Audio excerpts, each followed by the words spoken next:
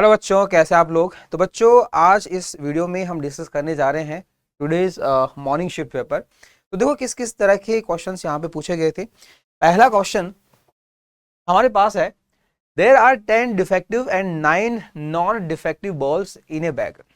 बोला कि एक बैग है जिसके अंदर 10 सही और 90 गलत बॉल्स हैं, खराब बॉल्स हैं।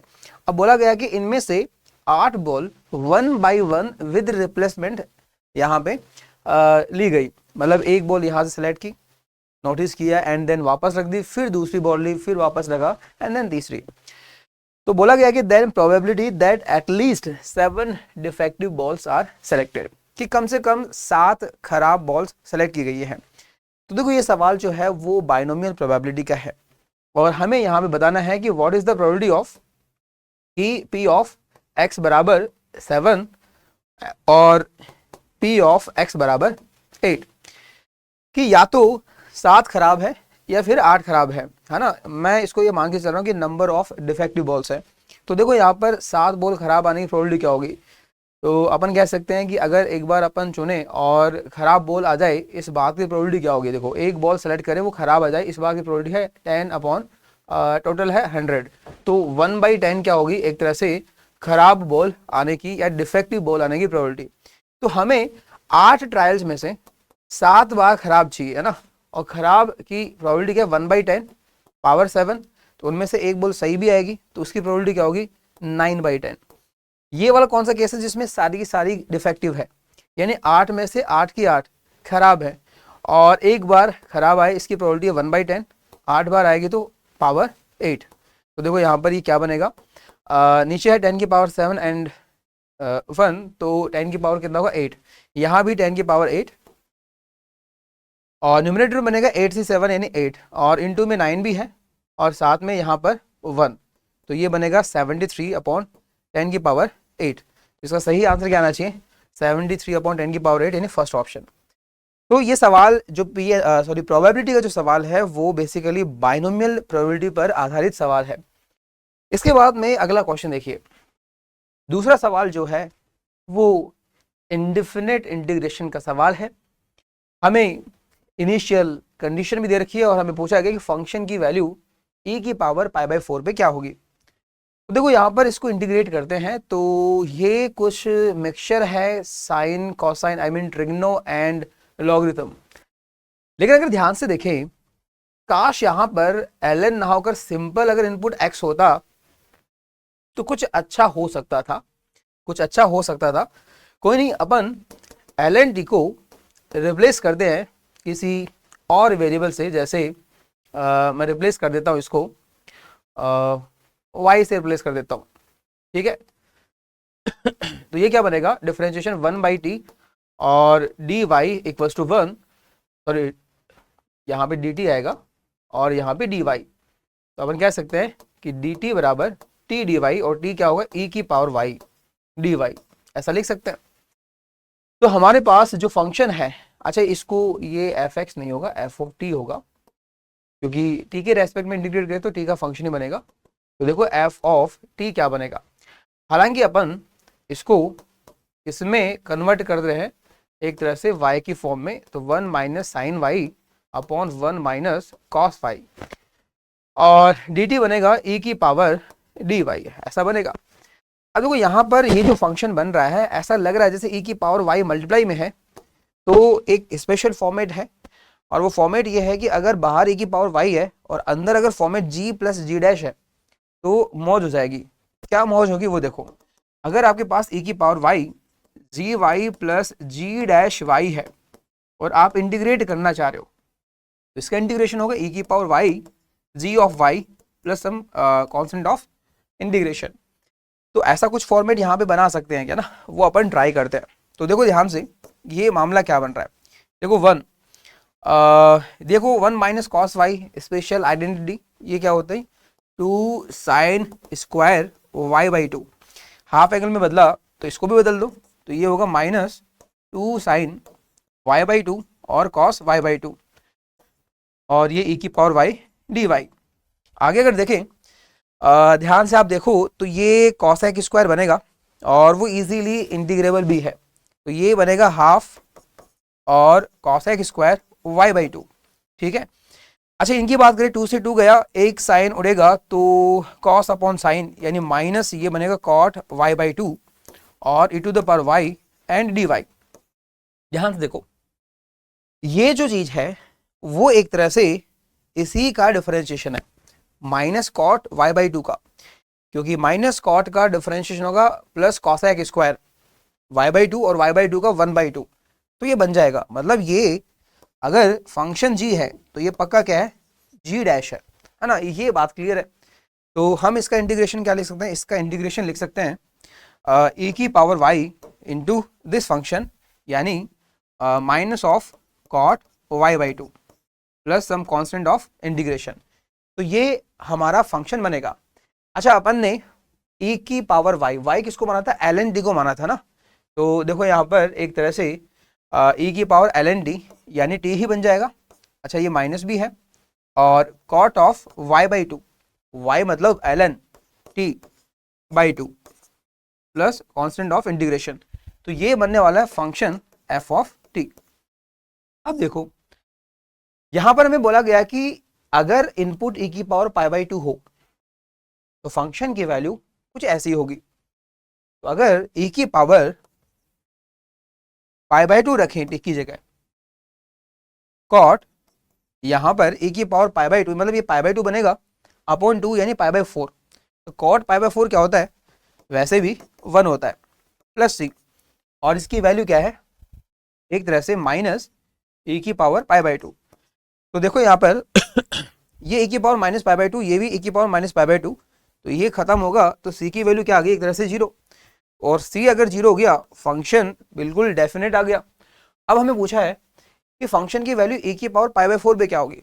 सोचो अगर मैं e की पावर पाई बाई 4 यहाँ पे रखता हूँ, है ना, अभी तो क्या रखा था हमने, एक तरह से यहाँ पर क्या रखा था भाई, e की पावर पाई बाई 2 रखा था, अब रखेंगे e की पावर पाई बाई 4। सोचो यहाँ पे e की पावर पाई बाई 4 रखें तो ये बनेगा पाई बाई 8, है ना। तो फंक्शन की जो वैल्यू है, देखो फंक्शन की जो वैल्यू है वो क्या बनेगी, ध्यान देखना, हमारा आंसर क्या होना चाहिए, ये बनेगा कॉट पाई बाई 8 और यहां पर माइनस e की power pi by 4 minus e की पावर पाई बाई 4, तो माइनस e की पावर पाई बाई 4 और कॉट पाई बाई 8, ये एक तरह से 10 पाई बाई 8 का रेसिप्रोकल, और 10 पाई बाई 8 की वैल्यू होती है √2 माइनस 1, जिसका रेसिप्रोकल क्या होना चाहिए, √2 प्लस 1, तो इसका आंसर ये आना चाहिए। तो ये कौन से ऑप्शन में मैच कर रहा है, नेगेटिव में आंसर इन दोनों में, तो फर्स्ट, अच्छा ये वाला ऑप्शन है, सेकंड ऑप्शन बिल्कुल सही होगा। तो सवाल अच्छा सवाल है।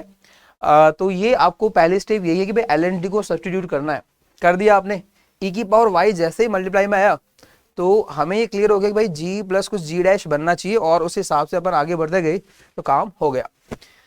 इसका अगला क्वेश्चन आप देखिएगा, अगला क्वेश्चन है लिमिट का क्वेश्चन, और इस सवाल में लिमिट x टेंडिंग टू 0, और ये हमारा फंक्शन है। अब देखो यहाँ पर सबसे पहले फॉर्मेट चेक कर लेते हैं कि भाई 0 पे क्या होगा। देखो 0 0 नीचे 0 बन रहा है, और ये 1 है, और e की पावर 0 माइनस 1 ये 0 हो गया।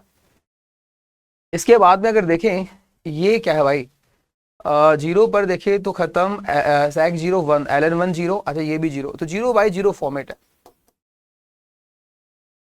0 बाई 0 फॉर्म है। अब देखो यहाँ पे लॉपिटल भी डायरेक्ट लगा सकते हैं, ऐसी बात नहीं है, लॉपिटल अपन डायरेक्ट लगा सकते हैं, लेकिन बच भी सकते हैं, है ना।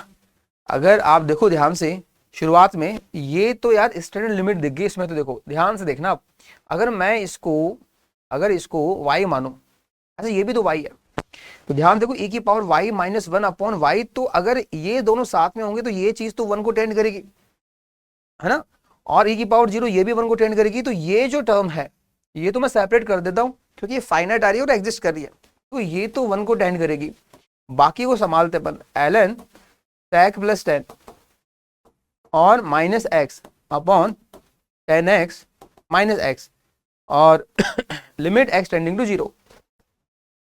अब यहाँ पे अपन को पता है 0 बाई 0 फॉर्म है, तो मैं यहाँ पे लॉपिटल सोच सकता हूँ कि प्रॉपर फॉर्मेट तो यहाँ पे दिख नहीं रहा, तो यहाँ पे अगर LH रूल लगाएं तो देखो ये क्या बनेगा, ये बनेगा ln का डिफरेंशिएशन होता है 1 अपॉन sec, 1 अपॉन ये हो जाएगा sec प्लस 10, और इसका डिफरेंशिएशन क्या होगा, ये होगा sec इंटू 10 और 10 का होगा sec स्क्वायर। अब देखो इसका डिफरेंशिएशन क्या होगा -1 और अपॉन में जाएं तो ये होगा sec स्क्वायर और -1, और लिमिट क्या है x टेंडिंग टू 0, ये 1 है प्लस, अगर आप इसको देखो तो यहाँ पर अगर sec कॉमन लोगे तो 10 प्लस sec बचेगा और नीचे भी वही है तो वो कैंसिल आउट हो जाएगा।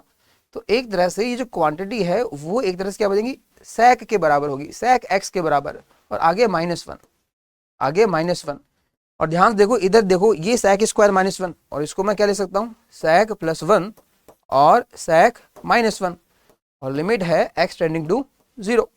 अब देखो ये जो फैक्टर वो तो गया काम से और यहाँ पे इसका काम हो गया, क्योंकि x टेंडिंग टू 0 रखते ही ये बनेगा 1 + 1 2, यानी ये आएगा 1/2 और ये +1, तो आंसर क्या आना चाहिए 3/2 के बराबर आना चाहिए। तो इसमें पहला जो ऑप्शन है वो बिल्कुल सही हो जाएगा।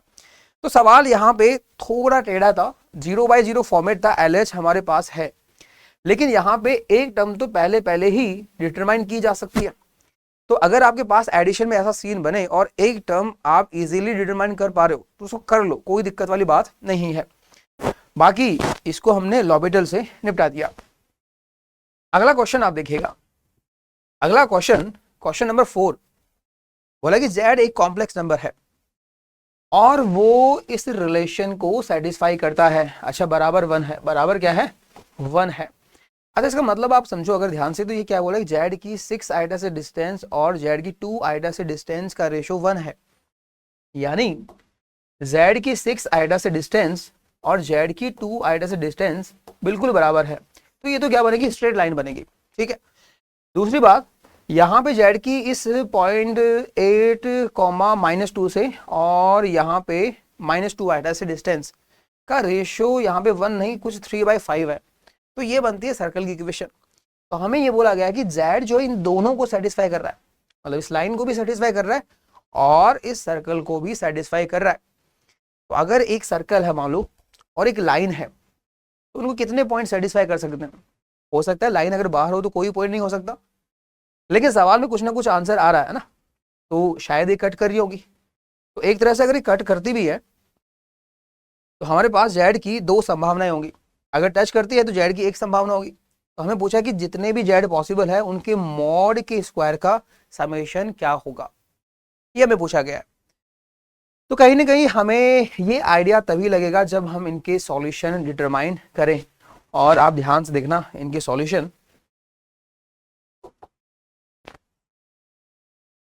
तो देखो यहाँ पे ये लाइन क्या बनेगी, अगर आप ध्यान से देखें तो ये बोला z की 6 आइटा से डिस्टेंस, यानी 6 आइटा कहाँ होगा, जस्ट ऊपर होगा 6 आइटा और 2 आइटा इधर कुछ होगा।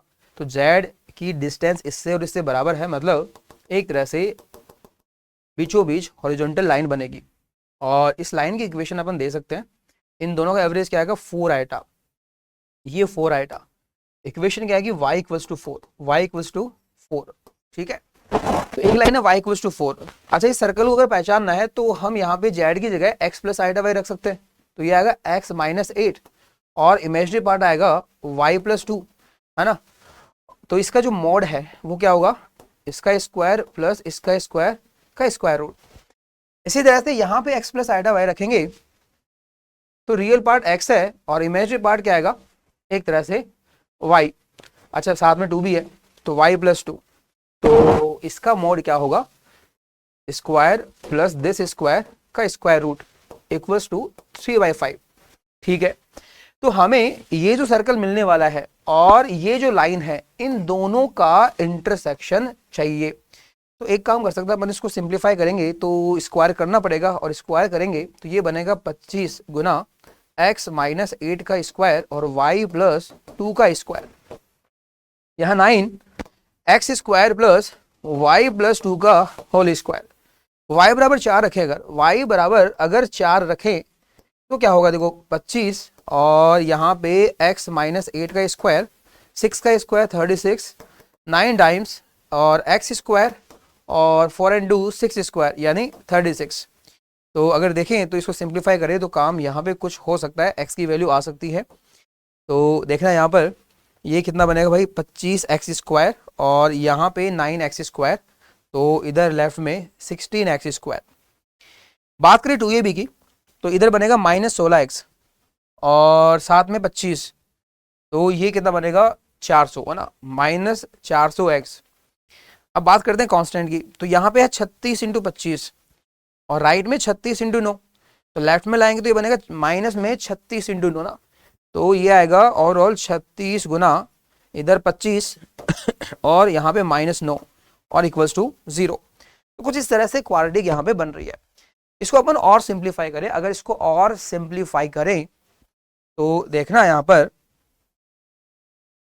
ये यहाँ पे कितना बन रहा है भाई 16 ही बन रहा है, और 16 से अगर मैं डिवाइड करूं ये 16 और यहाँ पे ये आना चाहिए 25, ये आएगा 25, तो ये बन रहा है एक्स स्क्वायर -25x प्लस 36 बराबर 0, ऐसा बनेगा। तो यहाँ पर हमारे पास इसके दो सॉल्यूशन आने चाहिए, ठीक है। अच्छा यहाँ पे हो सकता है थोड़े अजीब से सॉल्यूशन आए ना, क्योंकि इक्वेशन में कुछ ऐसी बन रही है एक्स स्क्वायर -25x प्लस 36 बराबर 0। अच्छा इसके रूट्स क्या आएंगे देखो ध्यान से, एक्स आएगा -b प्लस माइनस और b square -4ac upon 2a, और ये बन रहा है 1 और 8, और यहाँ में कितना आएगा ये 5 - 1 यानी 4, इसका रूट प्लस माइनस 25 अपॉन 2, ये x आ रहा है, ठीक है। तो x की यहाँ पे दो संभावनाएं, x की यहाँ पे दो संभावनाएं है ना, तो एक तो आएगा कुछ 25 प्लस रूट 481 अपॉन 2, दूसरा है 25 माइनस रूट 481/2, और y यहाँ पे दोनों के लिए 4 हो जाएगा। तो हमें चाहिए मॉड z स्क्वायर का समेशन, मॉड z स्क्वायर का समेशन, ठीक है। तो मॉड z स्क्वायर का समेशन कैसे निकालेंगे, ध्यान देखना। मान लो अपने पास ये एक x1 है एक x2 है, देखो इतना बड़ा डेटा मैं बार बार नहीं लिख रहा, तो हमें पता है कि सॉल्यूशन क्या आएंगे। सॉल्यूशन हमारे पास एक तरह से आएंगे, दो सॉल्यूशन आएंगे, एक आएगा x1, 4 और दूसरा आएगा x2, 4, ऐसा आएगा। और हमें चाहिए यहाँ पे मॉड के स्क्वायर का समेशन, तो देखो यहाँ पर ये क्या बनेगा, ये क्या बनेगा एक तरह से x1 स्क्वायर प्लस 4 स्क्वायर, और ये बनेगा x2 स्क्वायर प्लस 4 स्क्वायर। तो हमें ये मामला चाहिए x1 square plus x2 square plus 32, है ना। और ये तो अपन आराम से डिटरमाइन कर सकते हैं, देखो ये कितना आएगा,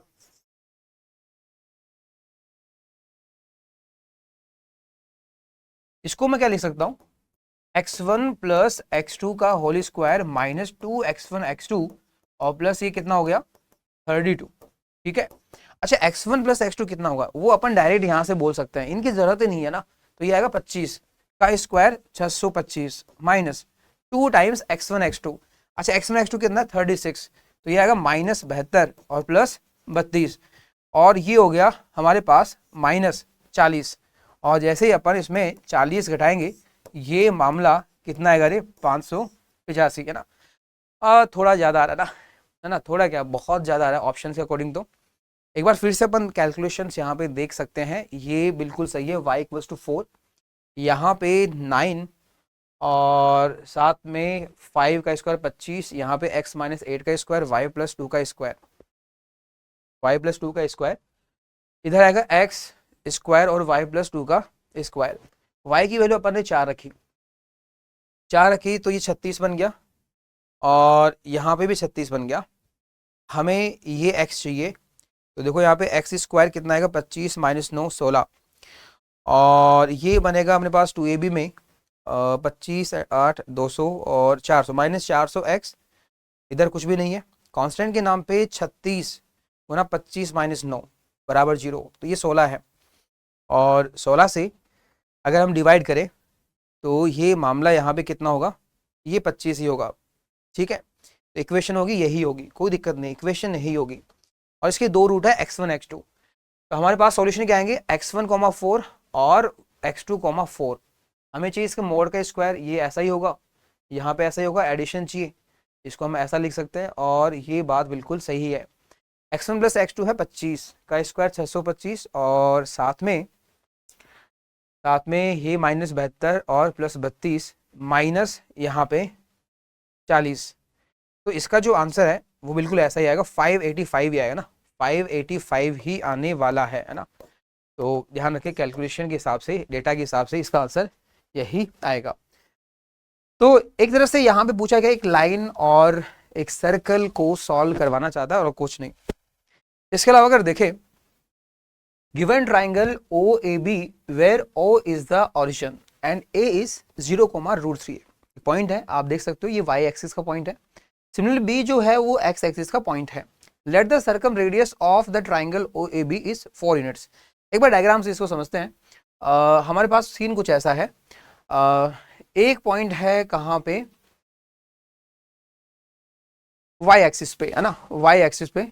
तो कुछ मान लो, आप यहाँ पे भी कहीं भी मान सकते हो, ये डिपेंड करता है a कैसा है b कैसा है ना, तो ये तो वेरिएबल है ना। तो एक तरह से 0,√3a, एक पॉइंट x एक्सिस पे है -√2b, 0, ये पॉइंट b है और ये पॉइंट a है, ये ओरिजिन है। तो इसने बोला है कि circum radius of the triangle OAB is 4 unit. ये जो ट्राइंगल है, of course this is right angle triangle, और इसकी सर्कम रेडियस दे रखी है 4। इसका मतलब ये जो डायमीटर है वो कितना हुआ, 8 होगा। ऐसा मैं क्यों बोल रहा हूं, क्योंकि हाइपोटेनस ही एक तरह से इसका डायमीटर की तरह काम करेगा, किसका, सर्कम जो सर्कल है उसकी बात कर रहा हूं। तो एक तरह से इसकी रेडियस अगर, सर्कम रेडियस अगर 4 है तो ये डिस्टेंस कितनी होनी चाहिए, 8 होनी चाहिए। तो देखो इसमें डिस्टेंस फॉर्मूला अगर मैं लगाऊं तो देखो यहाँ पे 0 माइनस दिस का स्क्वायर यानी 2b स्क्वायर, और √3a माइनस 0 का स्क्वायर यानी 3a स्क्वायर, ये होना चाहिए 8 का स्क्वायर यानी 64 होना चाहिए। ऐसा हो जाएगा। इसके बाद में बोला गया, if the locus of the centroid of this triangle is a circle then what is its radius. तो हमें इसका जो सेंट्रोइड है उसका लोकस फाइंड आउट करना है। मान लीजिए जो सेंट्रोइड है वो है h, k। तो बताओ यहाँ पे h क्या होना चाहिए, वो एक तरह से h होना चाहिए सभी वर्टिसेस के x कोऑर्डिनेट का एवरेज, और जो k है वो होना चाहिए सभी y कोऑर्डिनेट्स का एवरेज। तो एक तरह से h क्या होगा, 0 0 -√2b/3।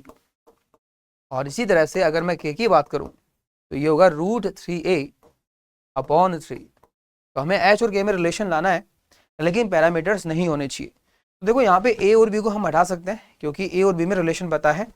तो अगर a की वैल्यू अगर देखें तो ये आएगी 3k/√3 यानी √3k। मैं यहाँ पे रख देता हूँ, तो 3 टाइम्स √3k का स्क्वायर। b की बात करते तो 3h/-√2, 3h/-√2 का स्क्वायर, और इक्वल्स टू में कितना है 64।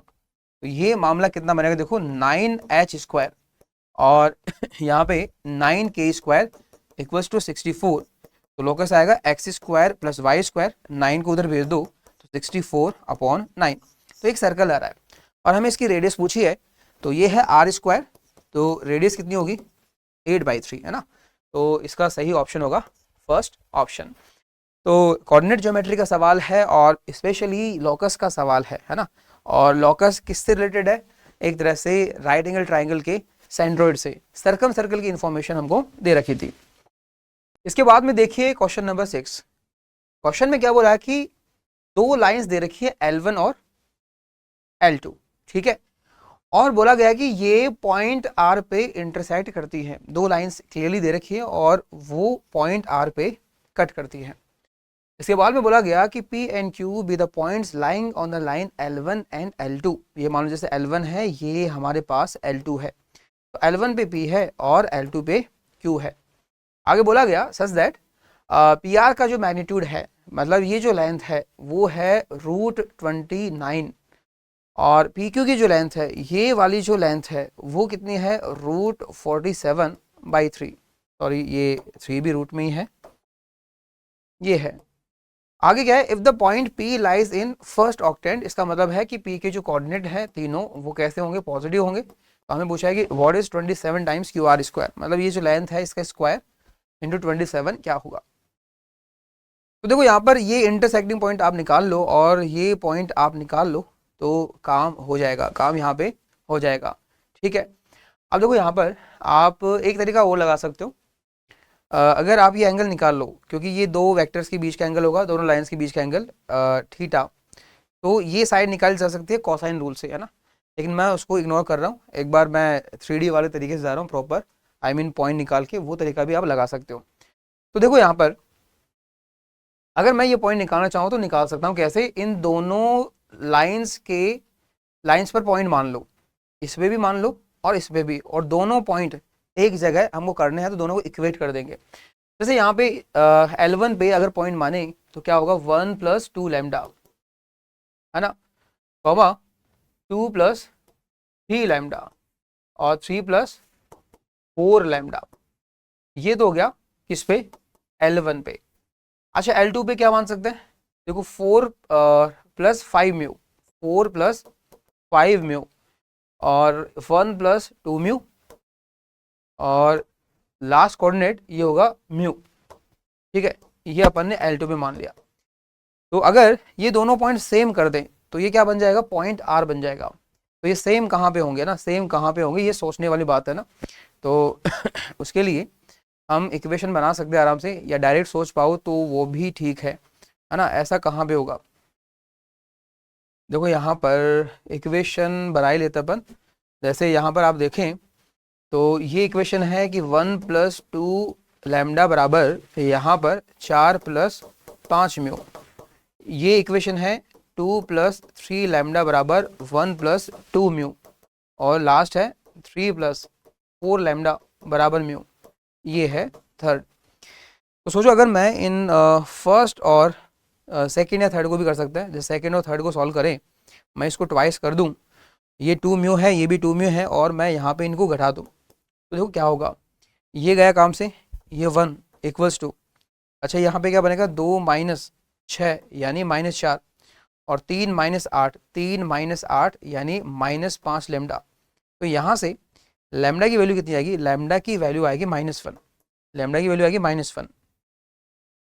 और लैम्डा अगर -1 आएगा तो 3 - 4 -1, म्यू भी कितना आएगा, -1 आएगा।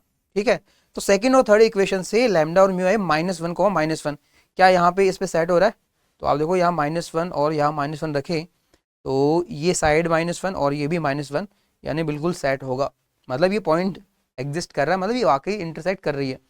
तो पॉइंट क्या आएगा, पॉइंट अपन देख सकते हैं यहाँ पे रख देंगे, तो लैम्डा -1 रखोगे तो ये पॉइंट आएगा -1, और यहाँ पे -1, ये भी -1।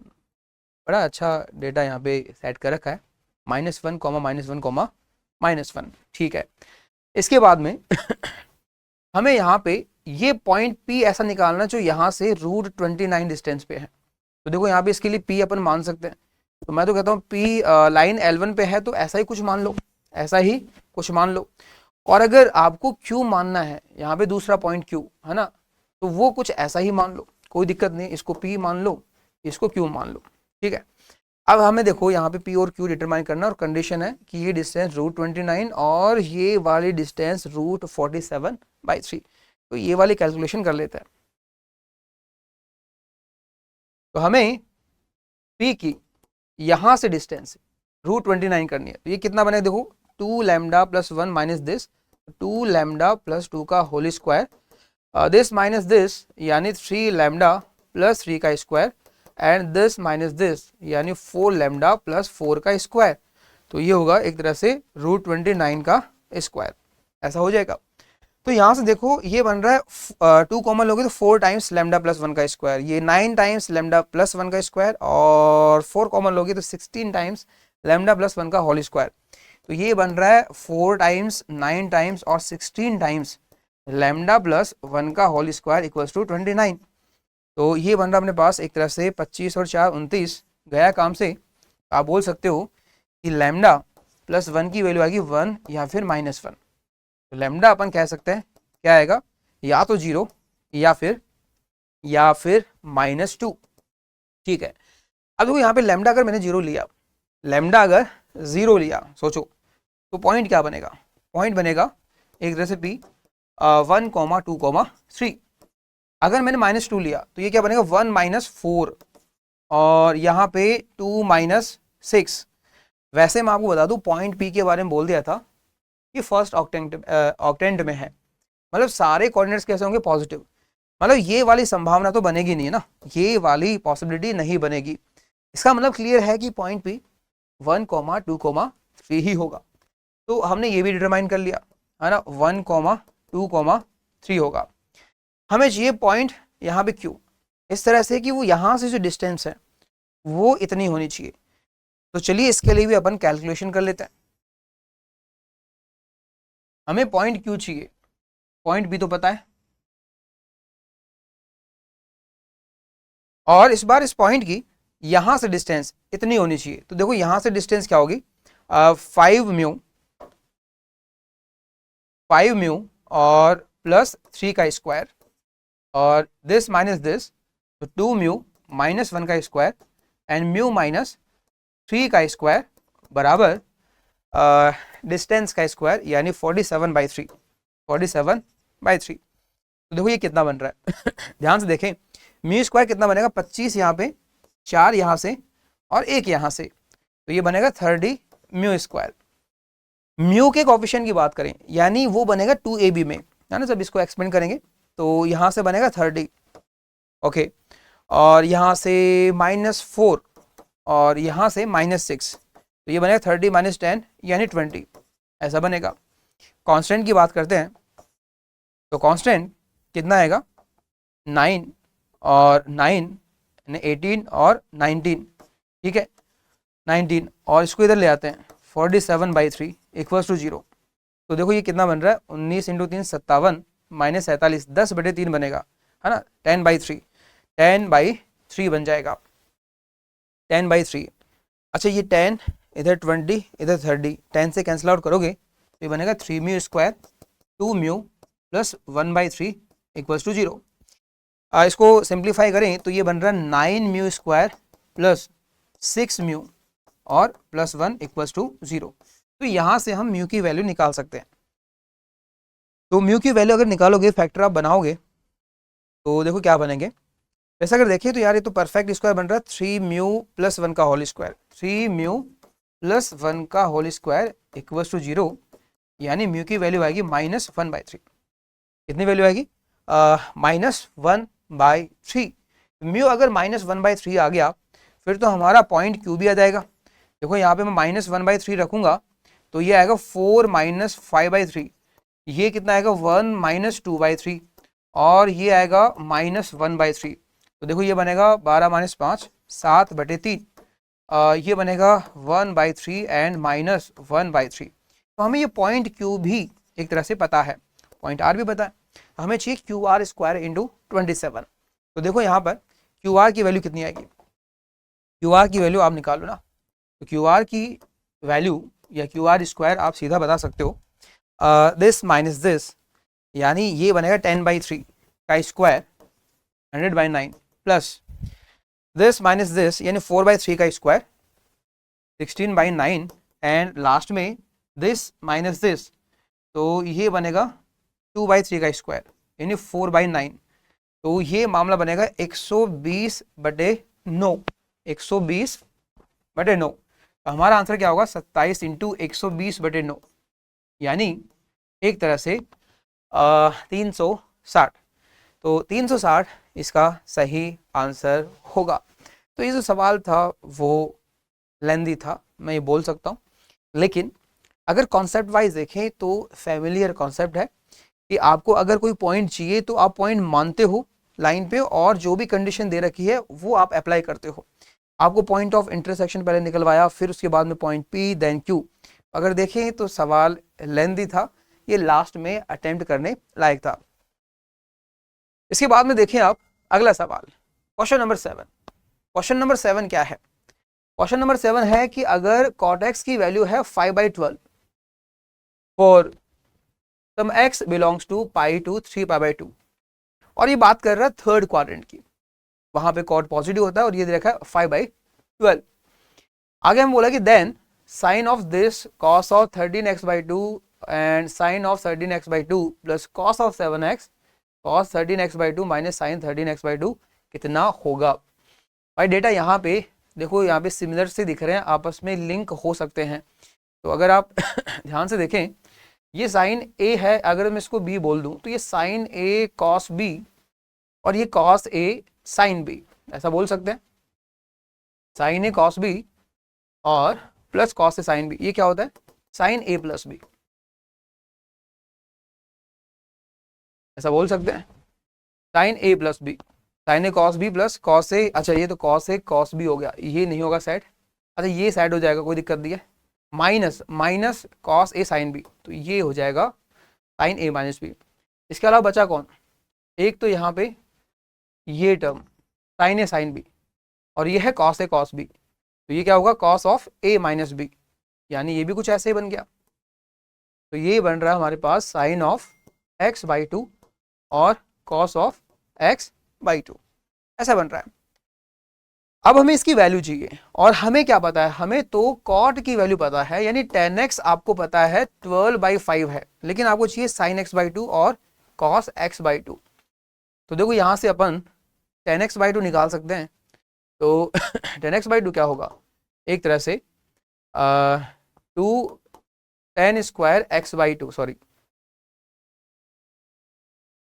2 10x अपॉन 1 माइनस 10² x, या डायरेक्ट भी कॉस निकाल सकते हैं क्या, कॉस अगर डायरेक्ट निकालना चाहें तो हम निकाल सकते हैं कॉस वाला हाफ एंगल फॉर्मूला। देखो ध्यान से, हमारे पास है एक तरह से tan कितना है 12/5, तो कॉस कितना होगा, कॉस यहाँ पे एक तरह से 5/13, लेकिन ये होगा नेगेटिव। ऐसा मैं क्यों बोल रहा हूँ, क्योंकि ये एक तरह से थर्ड क्वाड्रेंट है और थर्ड में कॉस कैसा होता है नेगेटिव। हमें चाहिए कॉस x/2 और साइन x/2। तो देखो ध्यान से, इसका half angle formula 2 cos² x/2 -1 बराबर -5/13, तो ये बनेगा 2 cos² x/2 इक्वल्स टू 1 - 5/13 और ये होता है 8/13, तो ये आएगा 4/13। तो cos x/2 की वैल्यू आएगी प्लस माइनस 2/√13। अब ये आपको सोचना है कि वैल्यू पॉजिटिव होगी या नेगेटिव होगी, तो इसके लिए एंगल पे ध्यान दो आप। हमारे पास एंगल है x/2 और x/2 क्या होगा π/2 से 3π/4, π/2 से 3π/4 मतलब सेकंड क्वाड्रेंट, x/2 जाएगा सेकंड क्वाड्रेंट में, और सेकंड क्वाड्रेंट में ये कैसा होता है भाई, कॉस तो नेगेटिव होता है, तो एक तरह से मैं बोल सकता हूँ यहाँ पे ये कैसा आएगा भाई, एक तरह से नेगेटिव ही आएगा, -2/√13 है ना, -2/√13। तो इसकी वैल्यू तो हमें पता है -2/√13। साइन एक्स की बात करते हैं, साइन एक्स यहाँ से निकाल सकते हैं साइन x/2, कोई दिक्कत नहीं है। तो साइन की वैल्यू कितनी आएगी, साइन की वैल्यू यहाँ से आप देखें ट्राइंगल बना सकते हो ना, ये एक तरह से बेस अपॉन हाइपोटेनस, तो परपेंडिकुलर कितना होगा √13, यानी 13 - 4 9, तो 3/√13 ये आएगा एक तरह से 3/√13, और फर्स्ट क्वाड्रेंट में सॉरी सेकंड क्वाड्रेंट में ये होगा, तो ये पॉजिटिव आना चाहिए। 13 - 4 का रूट यानी 9 का रूट, 3/√13 सही है बिल्कुल। तो ये आंसर कितना होगा फिर, तो 1/√13 के बराबर आना चाहिए, यानी इसका ऑप्शन 1 बिल्कुल सही होना चाहिए। तो यहाँ पे ये सवाल जो है ट्रिग्नोमेट्री का है और इसमें डेटा बिल्कुल सेट कर रखे हैं, तो आपको यहाँ पे करेक्ट कॉम्बिनेशन बनाना है, अगर बना लिए तो आप यहाँ पे पहुंच जाओगे। अब बात यह है कि आपको हाफ एंगल पे साइन कॉस की वैल्यू चाहिए और आपको फुल एंगल पे दे रखी है, क्वाड्रेंट्स को ध्यान में रखना है और हाफ एंगल फॉर्मूला आपको लगाना है। इसके बाद में अगला क्वेश्चन नंबर 8, सवाल में क्या बोला गया है कि आपको विचार करना है एक एलिप्स पे और साथ में इस पे भी विचार करना आपको, ये भी कैसा है एलिप्स ही है, लेकिन दोनों में अंतर है। ये देखो यहाँ पे ये ज्यादा है और यहाँ पे ये ज्यादा है। आगे बोला गया कि E बराबर 4/5 फॉर बोथ द कर्व्स, मतलब दोनों की एसेंट्रिसिटी सेम है ना, 4/5 के बराबर है, और साथ में L1 क्या है, length of latus rectum of E1, इसका LR है L1 और इसका LR है L2। Distance between foci of first curve is 8 है ना, और distance between foci of second curve हमें पूछा है। देखो सारी जितनी भी इंफॉर्मेशन है उनको ध्यान से सेव करना अपन को। तो सबसे पहले ध्यान से देखना, L1 और L2 में एक रिलेशन दे रखा है। एक मिनट, यहाँ पे थोड़ा सा यहाँ पे ये L1 और L1 में ही रिलेशन बना रखा है, थोड़ा करेक्ट कर लेते हैं इनको।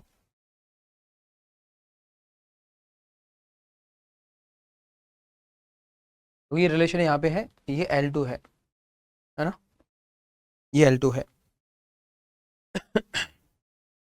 तो इस रिलेशन के हिसाब से अगर देखिए, देखो अगर मैं इसी को यूज करना चाहूँ तो 2L1 क्या होता है भाई, L1 क्या होता है ना, लेंथ ऑफ लेटेस्ट रेक्टम, वो होता है 2b स्क्वायर अपॉन a। तो इसका स्क्वायर और बराबर में है 9 टाइम्स, ये क्या होगा, एक तरह से L2 इसका लेंथ है ना, वो होगा 2 times a square by b, उल्टा हो जाएगा a स्क्वायर बाई बी। इस तरह से ये रिलेशन अपन को दे रखा है। अच्छा, इसको अच्छा बना सकते हैं कैसे, ध्यान से देखना। ये है हमारे पास 2 इंटू 4 यानी 8, और एक तरह से b की पावर 4 अपॉन, या फिर इसको थोड़ा सही कर लें, देखो यहाँ पे मैं बी स्क्वायर को अगर मैं ई यूज करना चाहता हूँ तो बी स्क्वायर को लिख सकता हूँ ए square time 1 minus E square, upon में ए है और इस पूरे का स्क्वायर इक्वल्स टू, यहाँ पे है 18, और ए स्क्वायर को हम लिख सकते हैं B square time 1 minus E square upon में बी। ये गया काम से। देखो यहाँ पर ये है 8 टाइम्स, ये गया काम से, तो ये बनेगा ए स्क्वायर और 1 माइनस ई स्क्वायर का होल स्क्वायर 18 टाइम्स बी और 1 माइनस ई स्क्वायर।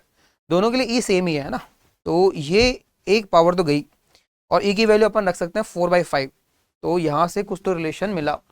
देखो 8 ए स्क्वायर 1 माइनस 16/25 और ये होगा 9/25 बराबर 18 इंटू बी। तो ये मामला देखो कितना बना, कुछ इस तरह से, यानी 4a square equals to 25 capital B, ऐसा बन गया। तो हमने इस रिलेशन को यूज किया।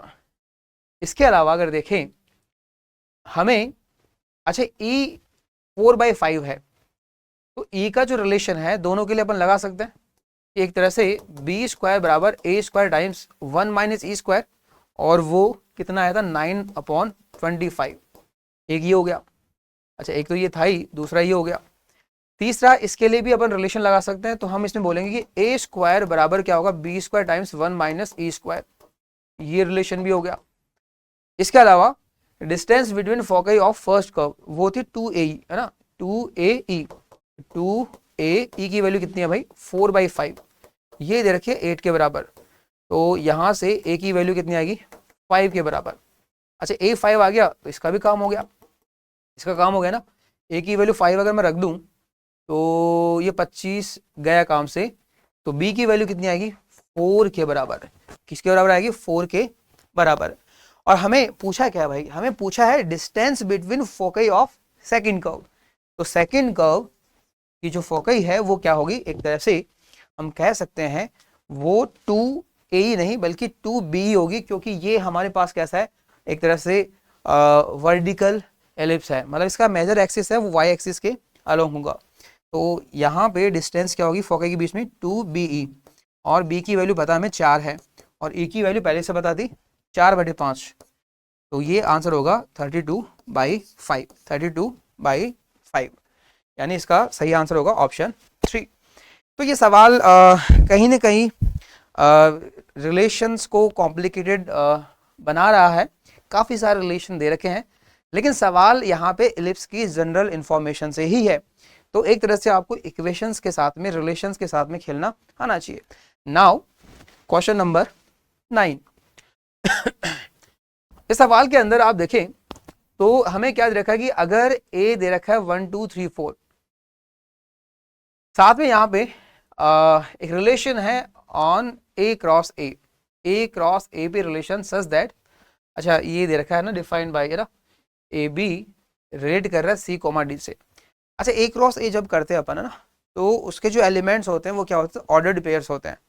तो उन ऑर्डर्स पेयर्स वाले रिलेशन जो अपने पास सेट है उस पर एक रिलेशन डिफाइन किया है ना, एक तरह से ordered pair to ordered pair, ठीक है, सच दैट ये इसकी कंडीशन है। तो हमें बोला गया है कि then find the number of elements in this relation, मतलब इस टाइप के कितने रिलेशन बन सकते हैं इस कंडीशन के अकॉर्डिंग। तो देखो यहाँ पर अगर अपन ए क्रॉस ए की बात करें, ए क्रॉस ए की ही बात कर लेते हैं, तो इसमें क्या क्या हमारे पास एलिमेंट बनेंगे वैसे 1,1 2,2 या फिर सीधा मैं 1 से सारे कनेक्ट कर देता हूँ 1,2 1,3 1,4 है ना, इस हिसाब से। तो इस हिसाब से हमारे पास टोटल 16 रिलेशन बनेंगे है ना, लास्ट में 4,4 16, ठीक है। तो हमें यहां से एक एलिमेंट लेना है a, b और उसको कनेक्ट करना है c, d, वो भी यहीं से लेना है, लेकिन कंडीशन ये फुलफिल होनी चाहिए, ठीक है। तो ऐसे यहाँ पे कितने कनेक्शन हम बना सकते हैं, कितने कनेक्शन ऐसे बना सकते हैं, वही क्या होगा इस सवाल का जवाब होगा। तो सोचो अगर मैं यहाँ पे 1,1 लेता हूँ, अगर सोचो मैं यहाँ पे 1,1 लेता हूँ है ना, तो देखो यहाँ पे ये a, b है और ये c, d है, हम कनेक्शन सोच रहे हैं।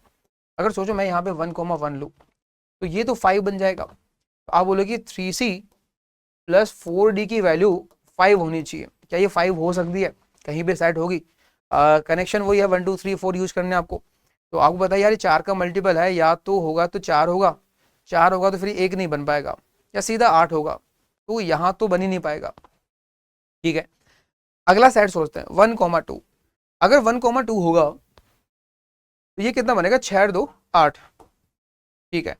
अच्छा यहाँ पे ऐसा एग्जिस्ट करेगा क्या ध्यान से देखो, यहाँ पर एग्जिस्ट करेगा क्या, ये 1 बनेगा, अगर मान लो d की वैल्यू 1 रखे तो सीधा 4, फिर ये 4 नहीं बन सकता है ना, और यहाँ पे 2 रखूंगा तो भी कोई काम नहीं है, तो 1,2 पे भी ये सेट नहीं होगा।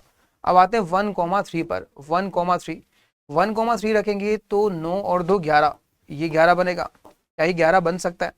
तो देखो यहाँ पर ये 11 बन सकता है क्या, तो यहाँ पे अगर मैं 4 बनाऊं तो ये 7 नहीं बन सकता।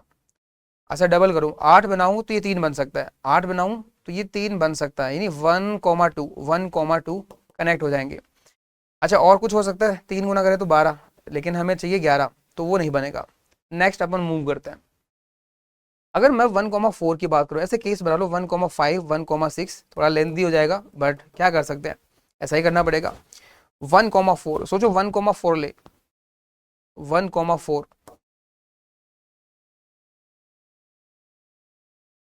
1,4, तो 1,4 पे 16 और 3 19, तो देखो यहाँ पर ये 19 बन सकता है क्या?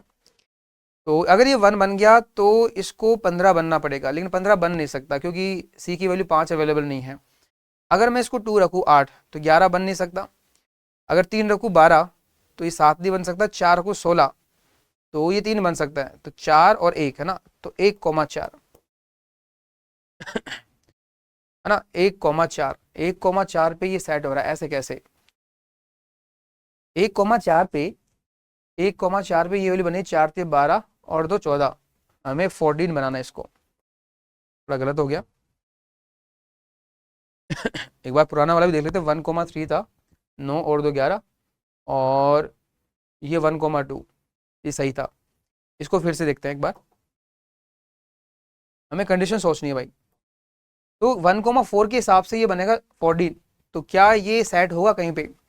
तो देखो यहाँ पे अगर देखें 1 सोचे तो नहीं होगा, 2 पे भी नहीं होगा, ठीक है। 2 पे होगा क्या, 4 दूनी 8 6 बचेगा और c की वैल्यू 2 आएगी, तो 2,2 पे हो रहा है, 2,2 पे हो रहा है, ठीक है, 2,2 पे हो रहा है, 3 रखेंगे कोई फायदा नहीं है, ठीक है, तो ये भी हो गया। अच्छा 1,5 तो होगा ही नहीं ना, हमें दूसरा सेट सोचना पड़ेगा, तो ये होगा हमारे पास 2,1 2,2 2,3 ऐसे ही 2,4, तब जाके आधा काम होगा।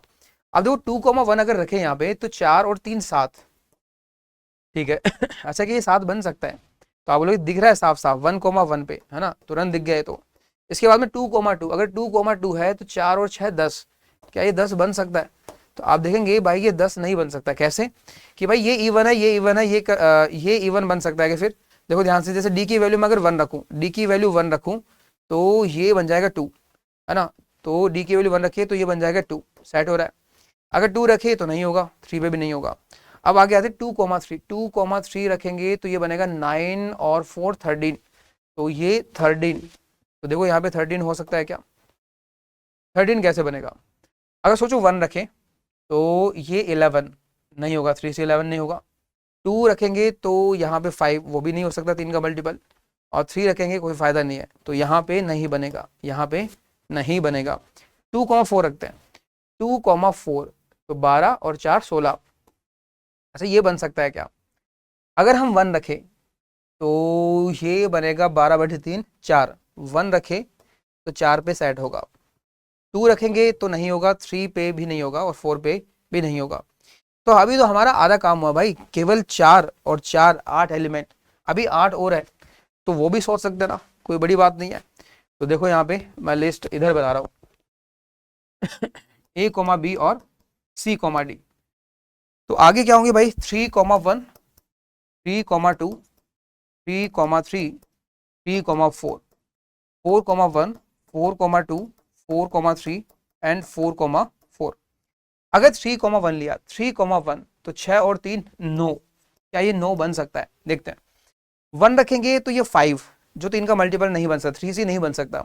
2 रखेंगे तो भी ये नहीं बनेगा, ठीक है, कोई फायदा नहीं है, यहाँ तो बनेगा नहीं। अगर यहाँ पर 3,2 हुआ, देखो यहाँ पे 3,2 हुआ, अगर 3,2 रहा तो 6 और 6 12, क्या ये 12 बन सकता है? अगर 1 रखेंगे तो ये 8 बनेगा, जो सही नहीं है। 2 रखेंगे तो 4 बनेगा, वो भी सही नहीं है। 3 रखेंगे वो भी सही नहीं है, तो यहाँ पे भी नहीं बनेगा। 3,3 अगर रखते हैं तो 9 और 6 15, चलो ये चेक करते हैं।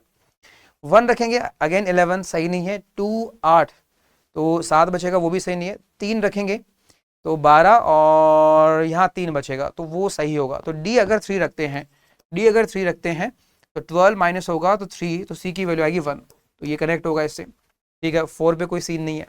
आगे चलते 3,4, 3,4 6 और 12 यानी 18, तो क्या ये 18 बनेगा? 1 पे नहीं होगा, 2 पे भी नहीं होगा, 3 पे होगा।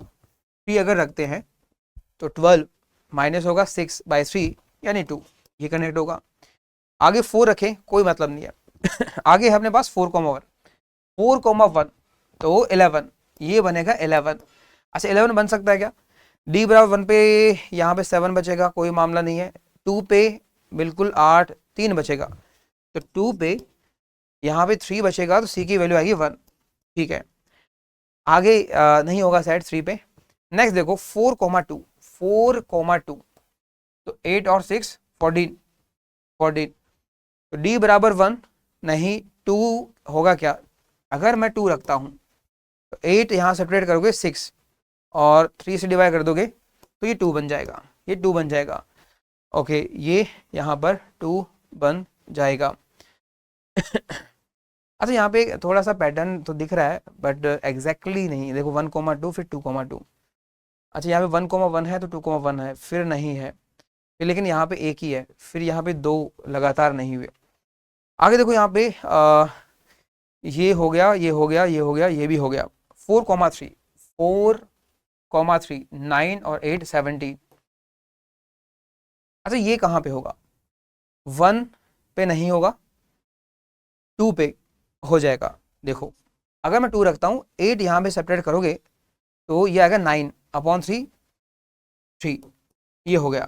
एंड 4,4 अगर मैं 4,4 रखता हूँ तो 12 और 8 20, क्या ये 20 बन सकता है? सोचने वाली बात है। तो देखो यहाँ पे d बराबर 1 पे ये बनेगा 16, 2 पे अगर देखें तो 12 बन जाएगा, 2 पे अगर देखें तो 8 आप इधर घटाओगे तो 12 और बटे 3 4, तो ये बनेगा 4,2। आगे आप देखें क्या 3 से रिलेट कर रहा है, तो 3 पे नहीं करेगा और 4 पे भी नहीं करेगा। तो हमारे पास टोटल जो कनेक्शन है ये होंगे, है ना। तो आप इनको काउंट कर सकते हो आराम से। तो 1 2 3 4 5 और 6 7 8 9 10 11, तो टोटल इसके जो नंबर ऑफ एलिमेंट्स हैं वो कितने आने चाहिए? 11 आने चाहिए। तो थोड़ा सा लेंथी है ये भी ना, बट ठीक है, ऐसे सवाल है, इनको आप बचा के रख सकते हो लास्ट के लिए, अगर टाइम मिले तो करना इन क्वेश्चंस को। इसके बाद में देखिए कि find the number of real solutions of this equation. और ये सवाल तो फैमिलियर सवाल है ना, आराम से यहाँ पे हम दो एक तरह से क्रिटिकल पॉइंट की हेल्प से कैसे बना सकते हैं। देखो x बराबर 1 और यहाँ से x बराबर 3, तो पहला केस क्या होगा, x की वैल्यू 1 या 1 से कम, है ना, ऐसे बना सकते हो। अगला कुछ बना लो आप 1 से ज़्यादा, 3 या 3 से कम, और लास्ट केस x की वैल्यू 3 से ज़्यादा। तो जो अगर 1 या 1 से कम है तो मैं यहाँ पे इसको और इसको विद नेगेटिव साइन ओपन कर सकता हूँ मोड को, तो minus x time x minus 3, और ये बनेगा minus of x minus 1 plus 3 equals to 0। तो ये बनेगा minus x square plus 3x minus x is plus 2x। Constant की बात करें तो प्लस 1 एंड 3 4 इक्वल्स टू 0। तो equation will be x square minus 2x minus 4 equals to 0। ऐसी equation बन जाएगी। अब देखो यहाँ पर x की जो वैल्यू है वो क्या है कि minus b plus minus b square minus 4ac, ये बनेगा 4 और 16 20 2 रूट 5 अपॉन 2a। एक आएगा 1 प्लस रूट 5, दूसरा 1 माइनस रूट 5। लेकिन हमें सॉल्यूशन वही चाहिए जो 1 या 1 से कम है। ये तो गलत हो गया, तो एक सॉल्यूशन तो ये मिल गया। अगला केस है 1 से ज़्यादा और 3 से कम वाला, तो इसको पॉजिटिव साइन के साथ ओपन कर देंगे और इसको विद माइनस साइन कुछ इस तरह से, और ये प्लस 3 इक्वल्स टू 0। तो ये बन रहा minus x square plus 3x और x 4x minus 1 plus 3 2 equals to 0। तो यहाँ पे साइन चेंज करेंगे तो x square minus 4x minus 2 बराबर 0। तो x की जो वैल्यू है वो आएगी minus b plus minus b square minus 4ac। तो ये बनेगा 16 और 8 24 का रूट होता है 2 रूट 6 अपॉन 2a। तो ये आएगा 2 प्लस रूट 6 या फिर 2 माइनस रूट 6। लेकिन सॉल्यूशन वही वैलिड है जो 1 से 3 तक है ना, 1 नहीं होना चाहिए क्योंकि अच्छा 1 इधर ले लिया अपन ने, है ना। वैसे 1 बाउंड्री पॉइंट है ना, तो कोई दिक्कत नहीं, वो इधर भी कूद सकता है इधर भी कूद सकता है, कोई दिक्कत नहीं है, सॉल्यूशन में कोई दिक्कत नहीं आने वाली। तो देखो यहाँ पे हमें अगर इसकी बात करें तो ये है अप्रॉक्स ना 2.5 के अबाउट, तो ये नेगेटिव है, ये नहीं चलेगा। और ये हो गया पूरा 4 पॉइंट समथिंग, ये भी नहीं चलेगा। दोनों सॉल्यूशन ही यहाँ पे वैलिड नहीं होंगे। अब बात करते हैं थर्ड केस की। 3 से ज़्यादा तो ये दोनों विद पॉजिटिव साइन ओपन होंगे, तो हमको मिलेगी equation x square minus 3x और x, ये माइनस 2x और कांस्टेंट के नाम पे प्लस 2 बराबर 0, है ना, ऐसी इक्वेशन मिलेगी। तो देखो यहाँ पर इसके सॉल्यूशन क्या होगी, minus b plus minus b square minus 4ac, और ये तो कैसा आ गया, एक तरह से नेगेटिव। तो इसके सॉल्यूशन कैसे आएंगे, इमेजिनरी सॉल्यूशन। तो एक तरह से अगर रियल सॉल्यूशंस की बात करें तो यहां पर केवल एक रियल सॉल्यूशन इसका होगा। सवाल फैमिलियर है और ये सवाल बिल्कुल करने लायक होता है, इसको करना ही होता है। अगला क्वेश्चन देखिएगा। अगला क्वेश्चन है यहाँ पे मीन एंड वेरिएंस का स्टैटिस्टिक का सवाल है। सवाल के अंदर मीन और वेरिएंस दे रखा है 10 नंबर्स का, 10 और 2। आगे बोला गया कि अगर एक नंबर अल्फा को रिप्लेस कर दे दूसरे नंबर बीटा से तो नया मीन और वेरिएंस कुछ ऐसा आता है, तो बताओ अल्फा प्लस बीटा कितना होगा। 10 डेटा थे, उनमें से एक डेटा अल्फा है, बाकी मान लो यहाँ पे x1 x2 up to x9, ठीक है। पहली सिचुएशन ये कि अल्फा लिया, उस केसेस में इनका मीन एंड वेरिएंस दे रखा है, बाद में अल्फा की जगह बीटा रख दिया, देन नया मीन और नया वेरिएंस। तो देखो यहाँ पे इनके मीन की बात करें तो इन सब x का समेशन प्लस अल्फा अपॉन 10, है ना, 10 नंबर है तो ये 10 दे रखा है। साथ में इनका वेरिएंस यानी इन सब x जो है x और अल्फा इनके स्क्वायर्स का समेशन यानी कुछ ऐसा, अपॉन में n माइनस मीन का स्क्वायर बराबर वेरिएंस, और ये दे रखा है 2 के बराबर। तो ये है पुराने डेटा का एक तरह से कंक्लूजन। तो यहाँ से देखो क्या मिलेगा आपको, यहाँ से सिग्मा xi आपको मिल जाएगा, जो 9 ऑब्जर्वेशन है जिनको चेंज नहीं किया गया उनका एडिशन, और ये होगा 100 माइनस अल्फा, 100 माइनस अल्फा। यहाँ से अगर देखें तो ये 100 और 2 102 और 10 से करेंगे तो 1020।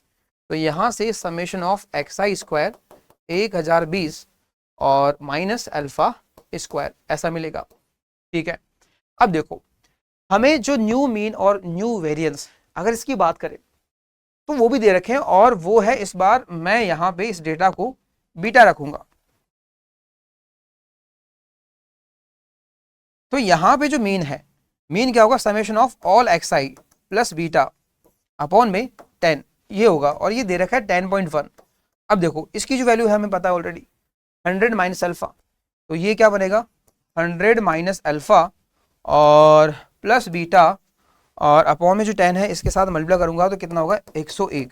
तो यहाँ से ये जो माइनस अल्फा प्लस बीटा यानी बीटा माइनस अल्फा है वो आएगा 1 के बराबर। लेकिन हमें यहाँ पे पूछा है बीटा प्लस अल्फा, कोई नहीं एक तरह से वेरिएंस वाला रिलेशन भी लगा सकते हैं। तो देखो यहाँ पे वेरिएंस वाला रिलेशन लगाएं तो वेरिएंस क्या होगा, फॉर्मूला लगा दो समेशन ऑफ ऑल स्क्वायर्स है ना, तो इनके स्क्वायर का समेशन तो पता है 1020 माइनस अल्फा स्क्वायर, लेकिन साथ में बीटा स्क्वायर भी आएगा अपॉन में एन है 10 और minus mean square equals to variance. तो मीन यहाँ पे इनका कितना है 10.1 और वेरिएंस कितना है 1.99। तो देखो यहाँ से कितना बन रहा है beta square minus alpha square plus 1020 upon 10। अब देखो यहाँ पे 10 से मल्टीप्लाई करना पड़ेगा, अपन को 10 से मल्टीप्लाई करना पड़ेगा। अच्छा ये वाला मामला कितना होगा, ये होगा 101 का स्क्वायर होता है 102.01, तो ये मामला देखो ध्यान से इधर जाएगा तो 102.01 और पॉइंट लगाएं तो यहाँ पॉइंट लगा सकते हैं प्लस 1.99 और अपॉन में 10 भी है यहाँ पे। तो देखो यहाँ पे कितना बनेगा, ये एक तरफ से 104 बन गया 104 और 10 से मल्टीप्लाई करना है तो 1040 माइनस 1020 तो एक तरह से बनेगा 20, क्या बनेगा b square minus alpha square. तो हमें beta square minus alpha square पता है और बीटा माइनस अल्फा भी हमें पता है, हमें पूछा है बीटा प्लस अल्फा, तो हम कह सकते हैं इसी में फैक्टर आएगा बीटा प्लस अल्फा, तो इसके फैक्टर है बीटा प्लस अल्फा और बीटा माइनस अल्फा ये है 20 और इसकी वैल्यू है 1, तो 1 है तो कोई दिक्कत नहीं है, बीटा प्लस अल्फा सीधा ही क्या होगा 20 के बराबर आएगा। तो इसका होगा पहला ऑप्शन सही। अच्छा सवाल है, नया सवाल है, इस टाइप का क्वेश्चन है, बिल्कुल ऐसा ही क्वेश्चन तो कम देखा गया, लेकिन ऐसी बात नहीं है कि मतलब ऐसा मतलब थोड़ा सा तरीका चेंज कर दिया कि एक वेरिएबल को रिप्लेस कर दिया, ठीक है। तो कुछ इस तरह से हो जाएगा, दो कंडीशन यहाँ पे पुरानी वाली और दो कंडीशन नई वाली, तो वहां से अल्फा प्लस बीटा का काम हो जाएगा। इसके बाद में आप देखिएगा अगला क्वेश्चन, क्वेश्चन नंबर 12 की बात करते हैं। क्वेश्चन नंबर 12 क्या है, ट्रिग्नोमेट्री का सवाल है और यहाँ पर ऊपर दे रखा है कॉसेक 20 और सेक 20, थीटा सेम है, थीटा सेम है। अच्छा यहाँ पे देखो साइन और कॉस में लाया जा सकता है, तो देखो यहाँ पे √3 अपॉन साइन 20 और यहाँ पे 1 अपॉन कॉस 20, अपॉन में अगर देखें तो कॉस 20 40 60 और 80। अच्छा ये स्पेशल यहाँ पे रिजल्ट है, तो ये तो होगा 7, अगर देखो कॉस 60 कितना होता है 1/2, और ये देखो ध्यान से कौन सा रिजल्ट है कॉस थीटा और ये 60 प्लस थीटा और 60 माइनस थीटा, अगर आपको याद हो कॉस थीटा 60 माइनस थीटा और 60 प्लस थीटा, ये होता है कॉस 3 थीटा बाई 4, ये बनेगा कॉस 3 थीटा और बाई 4, ऐसा बन जाएगा। तो देखो यहाँ पे ये कितना होता है हाफ, ठीक है, ये भी हाफ होता है, तो ये ओवरऑल कितना हो गया 1/16, तो ये है 1/16, इसको ऊपर भेज देते हैं, एक काम करते हैं ऊपर भेज देते हैं इसको, तो ये बनेगा 16 टाइम्स, ध्यान देखो ये क्या बनेगा एक तरह से √3 cos 20 माइनस साइन 20 और ये साइन 20 इंटू कॉस 20। अब देखो यहाँ पे 2 से ऊपर नीचे मल्टीप्लाई कर सकते हैं अपन, तो ये मामला हो गया एक तरह से साइन 40, और यहाँ पर अगर देखिए इनको मर्ज कर सकते हैं, जस्ट आप 2 से डिवाइड कर दो और यहाँ पे 2 से मल्टीप्लाई, तो ये हो गया 64, और ये अगर देखें अगर मैं इसको साइन 60 मानूं, स्टैंडर्ड सवाल है तो, और ये है यहाँ पे कॉस 60, तो ये बनेगा sine a cos b minus cos a sine b, ये होता है sine of a minus b, यानी 60 माइनस 20। तो देखो यहाँ पे ये साइन 40 है, ये भी साइन 40 है, तो आंसर क्या होगा एक तरह से 64, है ना, ये इसका आंसर हो जाएगा। नॉर्मल सवाल है, इजी सवाल है, करने लायक है। इसके बाद में देखो आप अगला सवाल है इवेलुएट द सीरीज, और हमें सीरीज दे रखी है फैक्टोरियल में, है ना, और ये कितने टर्म्स है भाई, 13 टर्म्स है। एक बार पैटर्न को पकड़ लो, है ना, पैटर्न देखो ध्यान से, 25 फैक्टोरियल, 23 फैक्टोरियल और 21 फैक्टोरियल, दो दो कम कर रहा है। यहां पे आप इसको मानोगे 1 फैक्टोरियल, तो 3 फैक्टोरियल, 5 फैक्टोरियल, ये भी बन रहा है। तो ये भाई साहब ये तो एनसीआर का एक तरह से हिंट दे रखा है आपको। ध्यान देखो यहाँ पे 1 और 25, 3 और 23, 5 और 21, 26 फैक्टोरियल अगर बनाना चाहो तो बना सकता हूँ। ऊपर 26 फैक्टोरियल से मल्टीप्लाई करो आप और पूरा डिवाइड भी कर दो। तो जैसे 26 फैक्टोरियल से मल्टीप्लाई करोगे तो ये बन जाएगा पूरा 26C1, ये बनेगा 26C3, 26C5, और हमें ऐसे कितने टर्म्स चाहिए भाई, 13 टर्म्स चाहिए। तो शुरुआत के 13 ऑड, तो ये मामला कहाँ खत्म होगा, एक तरह से 25 पर, यह खत्म हो जाएगा। अब देखो यहाँ पे इन बाइनोमियल कोफिशिएंट का सम क्या बनेगा, ये देखो आप, देखो यहाँ पे 26 के हिसाब से एनसीआर में जितने भी ऑड ऑड सब्सक्रिप्ट वाले एनसीआर बन सकते हैं वो सारे हैं, है ना। लास्ट में देखो 25 तक ही हो सकता है, शुरुआत में 1 से हो सकता है। तो इनका सम क्या होता है, एक तरह से 2 की पावर n-1, है ना, 2 की पावर n-1 यानी 2 की पावर 25, और नीचे है 26 का फैक्टोरियल। तो एक तरफ से ये वाला क्वेश्चन भी आसानी से किया जा सकता था, तो इसका ऑप्शन सेकंड सही होगा, है ना, आसान क्वेश्चन था ये। अगला क्वेश्चन देखिए, अगला क्वेश्चन है कंसिडर ए ज्योमेट्रिक सीक्वेंस, और geometric sequence I mean GP ये अपन को दे रखी है। आगे बोला कि पीएन जो है denotes the product of first n terms of GP, मतलब ये बोला है जो पीएन है ना वो कुछ ऐसा होगा, है ना, फर्स्ट ए आर फिर ए आर स्क्वायर अब टू ए आर की पावर n-1, ये पीएन है। अब क्या बोला कि आपको समेशन करना है पीएन की पावर 1/n और 1 से लेकर 40 तक, तो आंसर कुछ आएगा ऐसा। तो बताओ अल्फा प्लस बीटा क्या होगा। तो कहानी यहाँ पे पीएन की है, तो एक बार पीएन निकाल लेते अपन ना, तो a r square up to a r की पावर n-1, शुरुआत की n टर्म्स का प्रोडक्ट। तो देखो ये क्या होगा, ये बनेगा a की पावर n, है ना, क्योंकि a n टाइम्स दिखेगा, r की पावर क्या देखिए 1 2 3 4 अप टू n-1, और ये होता है n-1 इंटू n/2, ऐसा होता है। तो हमें pn की पावर एक तरह से 1/n चाहिए, तो ये बनेगा a, और ये बनेगा n-1/2, ऐसा बनेगा। और इसका समेशन करना है, फिर इसका समेशन करना है, तो समेशन ऑफ ए आर की पावर n-1/2 फ्रॉम, अच्छा n की वैल्यू क्या है, n की वैल्यू है 1 से लेकर 40 तक।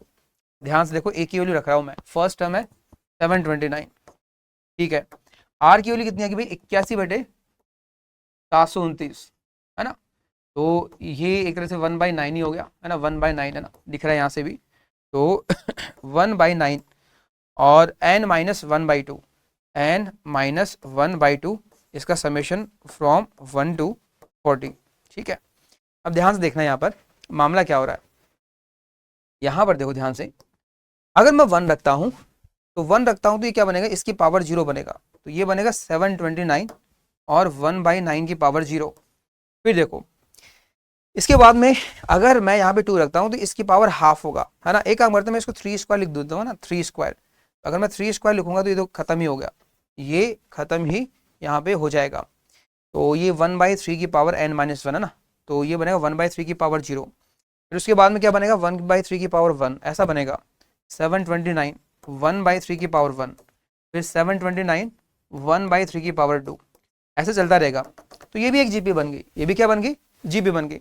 और जीपी का सम चाहिए शुरुआत के 40 टर्म्स का ना, तो जीपी का सम चाहिए आपको, तो जीपी का सम क्या होता है a इंटू 1 माइनस आर की पावर n/1 माइनस आर।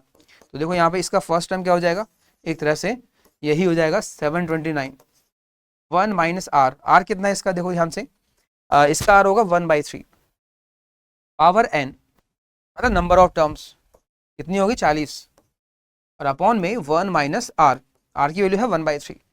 तो ये मामला यहाँ में कुछ ऐसा बनेगा और हमें इसके साथ में कंपैरिजन करना है, इसके साथ में कंपैरिजन करना है। तो देखो ये बन रहा है एक तरह से 729 और साथ में ये बन रहा है 3 की पावर 40 माइनस 1 अपॉन 3 की पावर 40 और ये बन रहा है 2/3 2/3 2/3। हमें ऊपर चाहिए 3 की पावर समथिंग माइनस 1, ये बन तो रहा है यहाँ पर, लेकिन बाकी सारा मामला डिनोमिनेटर में चाहिए। तो देखो यहाँ पर ये कितना बनेगा, ये होता है 9 की पावर 3 यानी 3 की पावर 6, 3 की पावर 6, अरे 3 की पावर 6, तो यहाँ पे कितना बचेगा 3 की पावर 34 34, लेकिन इसकी वजह से यहाँ पे 3 की पावर 33 ही बचेगा। ठीक है, ये 3 की पावर 6 था, यहाँ पे 3 की पावर 34 और इसकी वजह से 3 की पावर 33। अब देखो, अब कंपैरिजन करो आप, तो यहाँ पे 3 की पावर अल्फा माइनस 1, तो अल्फा होगा 40, अल्फा होगा 40 और 2 इंटू 3 की पावर बीटा, 2 इंटू 3 की पावर बीटा, तो बीटा कितना होगा 33। तो आपका जो आंसर है वो कितना होना चाहिए भाई, 73 आना चाहिए, है ना। तो ये होगा इसका आंसर 73। अच्छा सवाल है, आपको पीएन पे क्वेश्चन बनाया और पीएन क्या है, प्रोडक्ट ऑफ एक तरह से first n terms of GP, उसके पावर 1/n किया और ये चीज क्या बन गई, वापस एक जीपी बनने वाली है। क्या बनेगी, एक जीपी बनने वाली है और जीपी का समेशन 40 टर्म्स का अपन को एक तरह से इस फॉर्मेट में लाना है and then we need to compare, एक तरह से अपन कह सकते हैं इसको, टर्म्स को अपने आंसर से कंपेयर करना और अल्फा बीटा की वैल्यू बतानी है। अगला क्वेश्चन देखिएगा, क्वेश्चन नंबर 15। क्वेश्चन में बोला गया find the number of matrices A whose order is 3/2 as elements from the set plus minus 2 plus minus 1 and 0 और कंडीशन ये दे रखी है। अब तो ये कंडीशन है ना बड़ी पॉपुलर है, इससे पहले भी क्वेश्चन पूछा जा चुका है इवन एडवांस में, उसके बाद में जेई मैंने रिपीट किया है। देखो अगर आपके पास कोई मैट्रिक्स है ए किसी भी ऑर्डर की हो, जैसे यहाँ पे 3/2 3/2 3 रो और 2 कॉलम, जैसे मान लो यहाँ पे इसके एलिमेंट मान लो आप XYZ और ये मान लो ABC। ठीक है, तो जब भी आपको ट्रेस चाहिए ए का ट्रांसपोज इंटू ए या फिर ए इंटू ए का ट्रांसपोज, तो ये हमेशा इन सभी एलिमेंट्स के स्क्वायर का एडिशन होता है, मतलब x² plus y² plus z² plus a² plus b² plus c²। ये आप डायरेक्ट ध्यान रखें, आप मल्टीप्लाई ये चेक कर सकते हो आप, ए का transpose into a and then trace निकाले, लेकिन आपको डायरेक्ट ध्यान रखना है, इससे टाइम बचेगा। तो ये क्या होना चाहिए, 5 होना चाहिए। तो बात ये है कि ये XYZ ABC हम कितने तरीके से सेट कर सकते हैं, यानी कितने मैट्रिसेस हम बना सकते हैं। तो बात ये है कि भाई इन सब का स्क्वायर का एडिशन 5 आना चाहिए और ये एलिमेंट क्या हो सकते हैं, +-2 +-1 एंड 0। तो स्क्वायर क्या हो सकते हैं, 0 1 और 4, और हमें क्या चाहिए, 5 ही चाहिए एडिशन। तो मैं ये बोल सकता हूँ पक्का यहाँ पे एक स्क्वायर क्या होगा, एक स्क्वायर केस बना सकते हैं ना। मान लो मैं 2 को यूज ही नहीं करूँ, केवल इनसे बनाऊं, तो एक काम कर सकता हूँ, फिर 5 कैसे बनेगा, मतलब इनमें से कोई 5 डेटा है उनका जो स्क्वायर्स है वो क्या बनेंगे, 1 1 बनेंगे और एक का 0 बनेगा। या फिर क्या होगा, इनमें से एक को मैं 4 बना दूं स्क्वायर और एक का 1 बना दूं और बाकी 0 बना दूं, बाकी क्या बना दूं, 0 बना दूं, तब भी हो सकता है।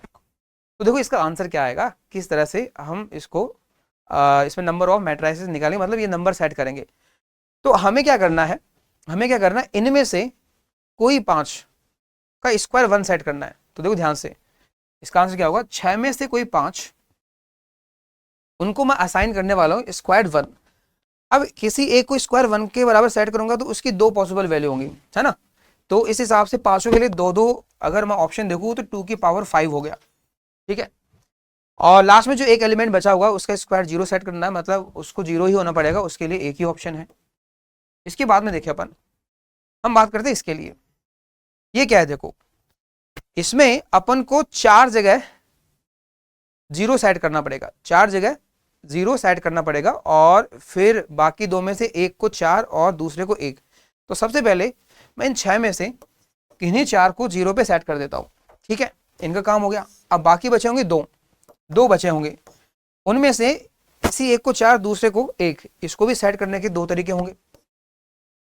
और जिसको मैंने 4 सेट किया है और जिसको 1 सेट किया है, 4 असाइन करने के भी 2 तरीके होंगे, +2 या -2, और 1 के लिए भी +1 और -1, दो तरीके वो भी हो गए। तो हमारा टोटल आंसर होना चाहिए ये। अब कैलकुलेट अपन कर सकते हैं। तो देखो यहाँ पर ये कितना है कि 6 और यहाँ पे 32 प्लस ये होता है 15 इंटू 2 30 और 4 120, तो ये आएगा 192 120, तो ये मामला होगा 312। ठीक है, 312, यानी ऑप्शन 2 इसका सही होना चाहिए। अगेन आई विल से ये मैट्रिक्स, और मैट्रिक्स से भी ज़्यादा एक तरह से बोलें पीएनसी का भी सवाल है। तो 2 कॉन्सेप्ट यूज है, एक तो मैट्रिक्स वाला ये वाला कॉन्सेप्ट, और साथ में पीएनसी यहाँ पे अप्लाई की गई है। इसके अलावा क्वेश्चन आप देखिए, अगला क्वेश्चन है कि अगर A1 एरिया है bounded by this curve and y axis in first quadrant, और A2 भी कुछ बाउंडेड एरिया है, तो A1 माइनस A2 क्या होगा। देखो ध्यान से दोनों कर्व अपन दोनों रीजन बनाने की कोशिश करते हैं।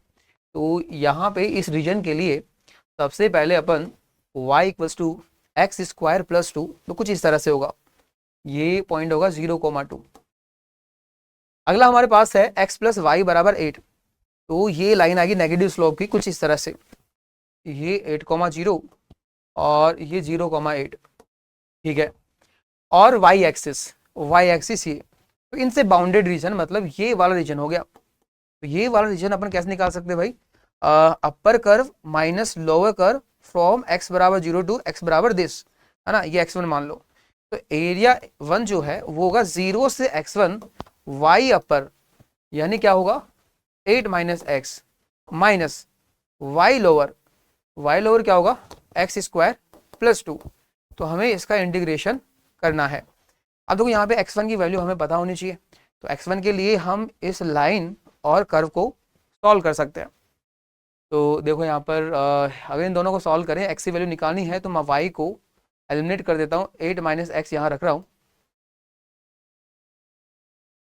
यहाँ से x² + x -6 = 0, तो यहाँ से x की वैल्यू क्या आएगी -3 और +2, तो यहाँ पे नेगेटिव तो नहीं होगा, तो +2 ही होगा, तो आएगा 0 से 2 तक इंटीग्रेशन।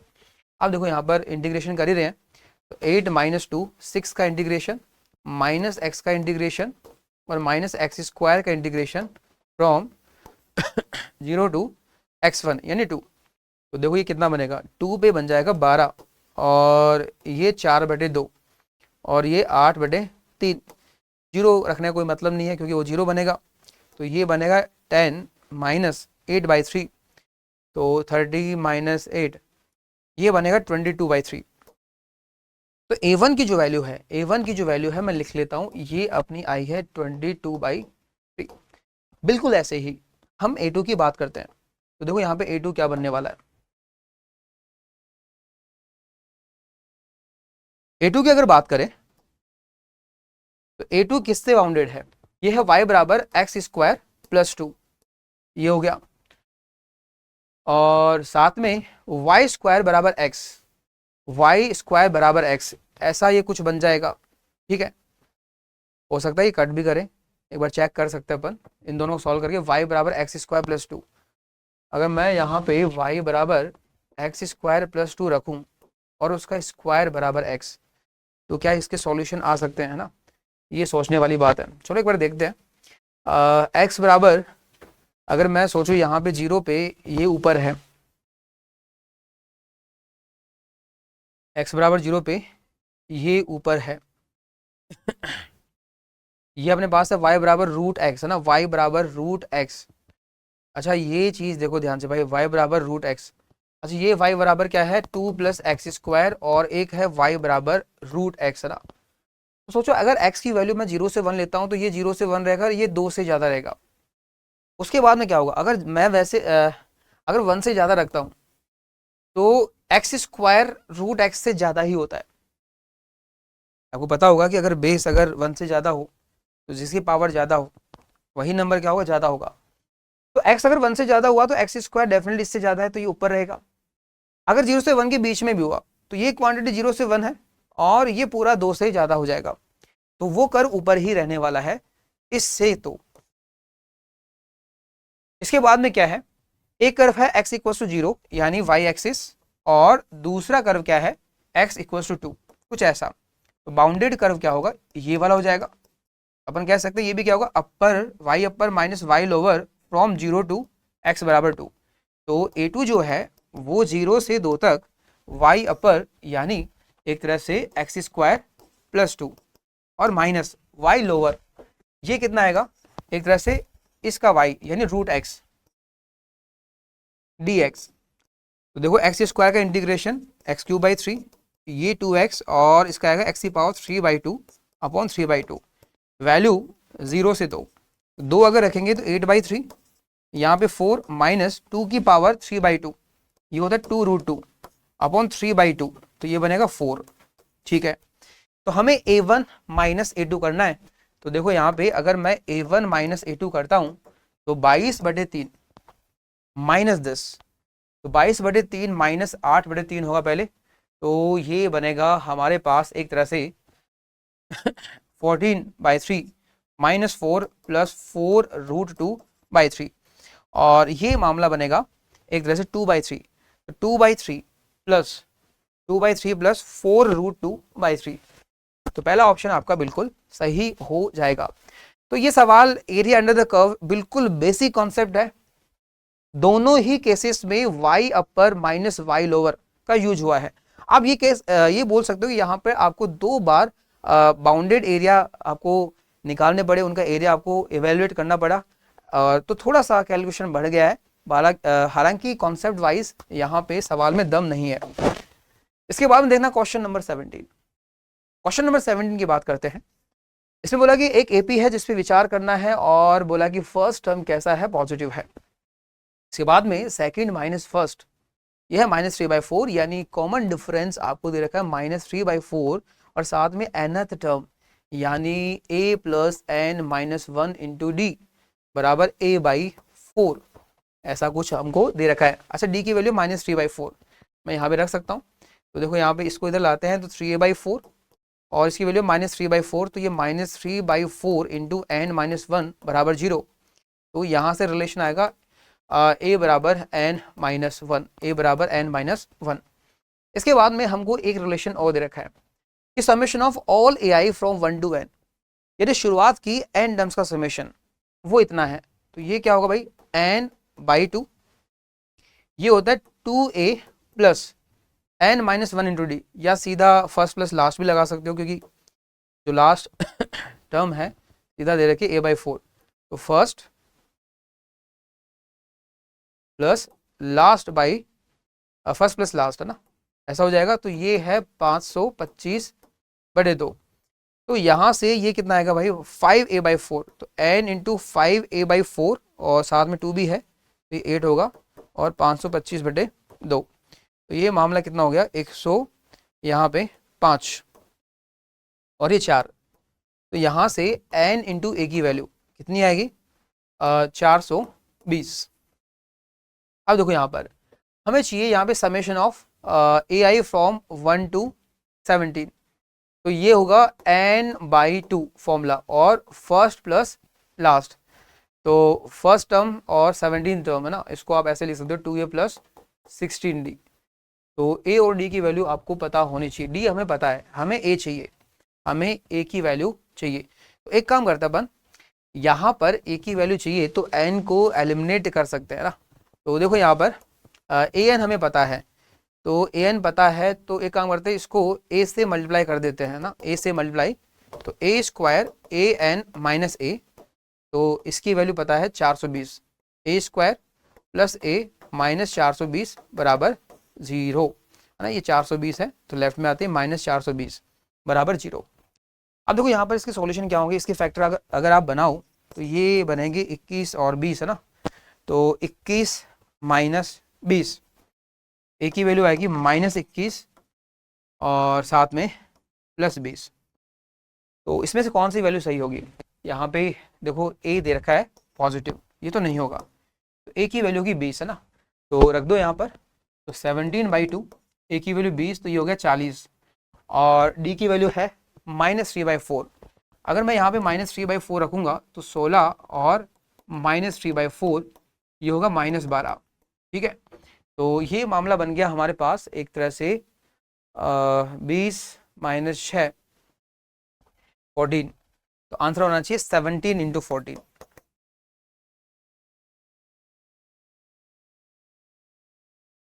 ठीक है, 238 इसका सही आंसर होगा।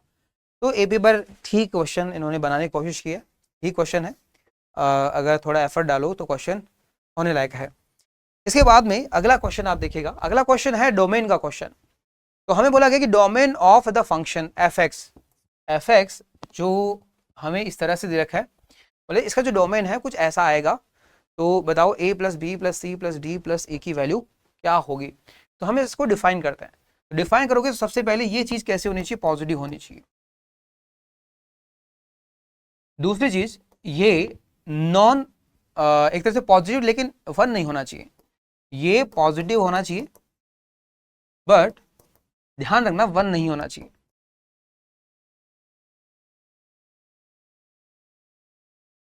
ठीक है, ये सेकंड और ये थर्ड। अब देखो यहाँ पे इनको सॉल्व करने की कोशिश करते हैं, इसके फैक्टर अगर बनाए तो 9 और 2 है ना, यहाँ पे देखो क्या बनेगा, ये एक तरह से 18x² माइनस 9x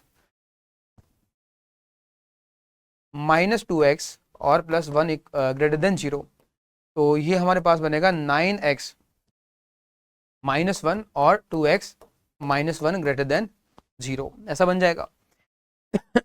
इसी तरह से इसकी बात करते हैं, इसके फैक्टर देखो आप 10 और 7 यही दिख रहा है साफ साफ, x = 1 इसको एक तरह से इसका रूट है, तो फैक्टर होगा x - 1 और साथ में बैलेंस कर सकते हो 10x और -7, ये हो जाएगा।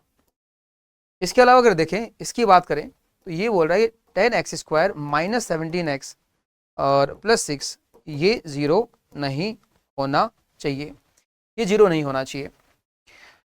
तो यहाँ से कोई रूट बन सकता है क्या? 60, 12 और 5, 12 और 5 देखो ध्यान से, 10x², 12 और 5, तो यहाँ से क्या फैक्टर बनेंगे?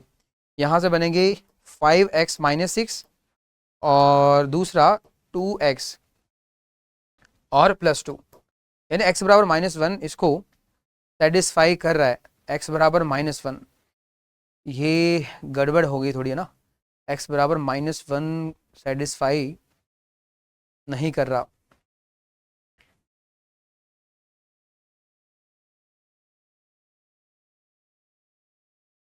ये यहाँ पे सही हो रहा है क्या? अगर मैं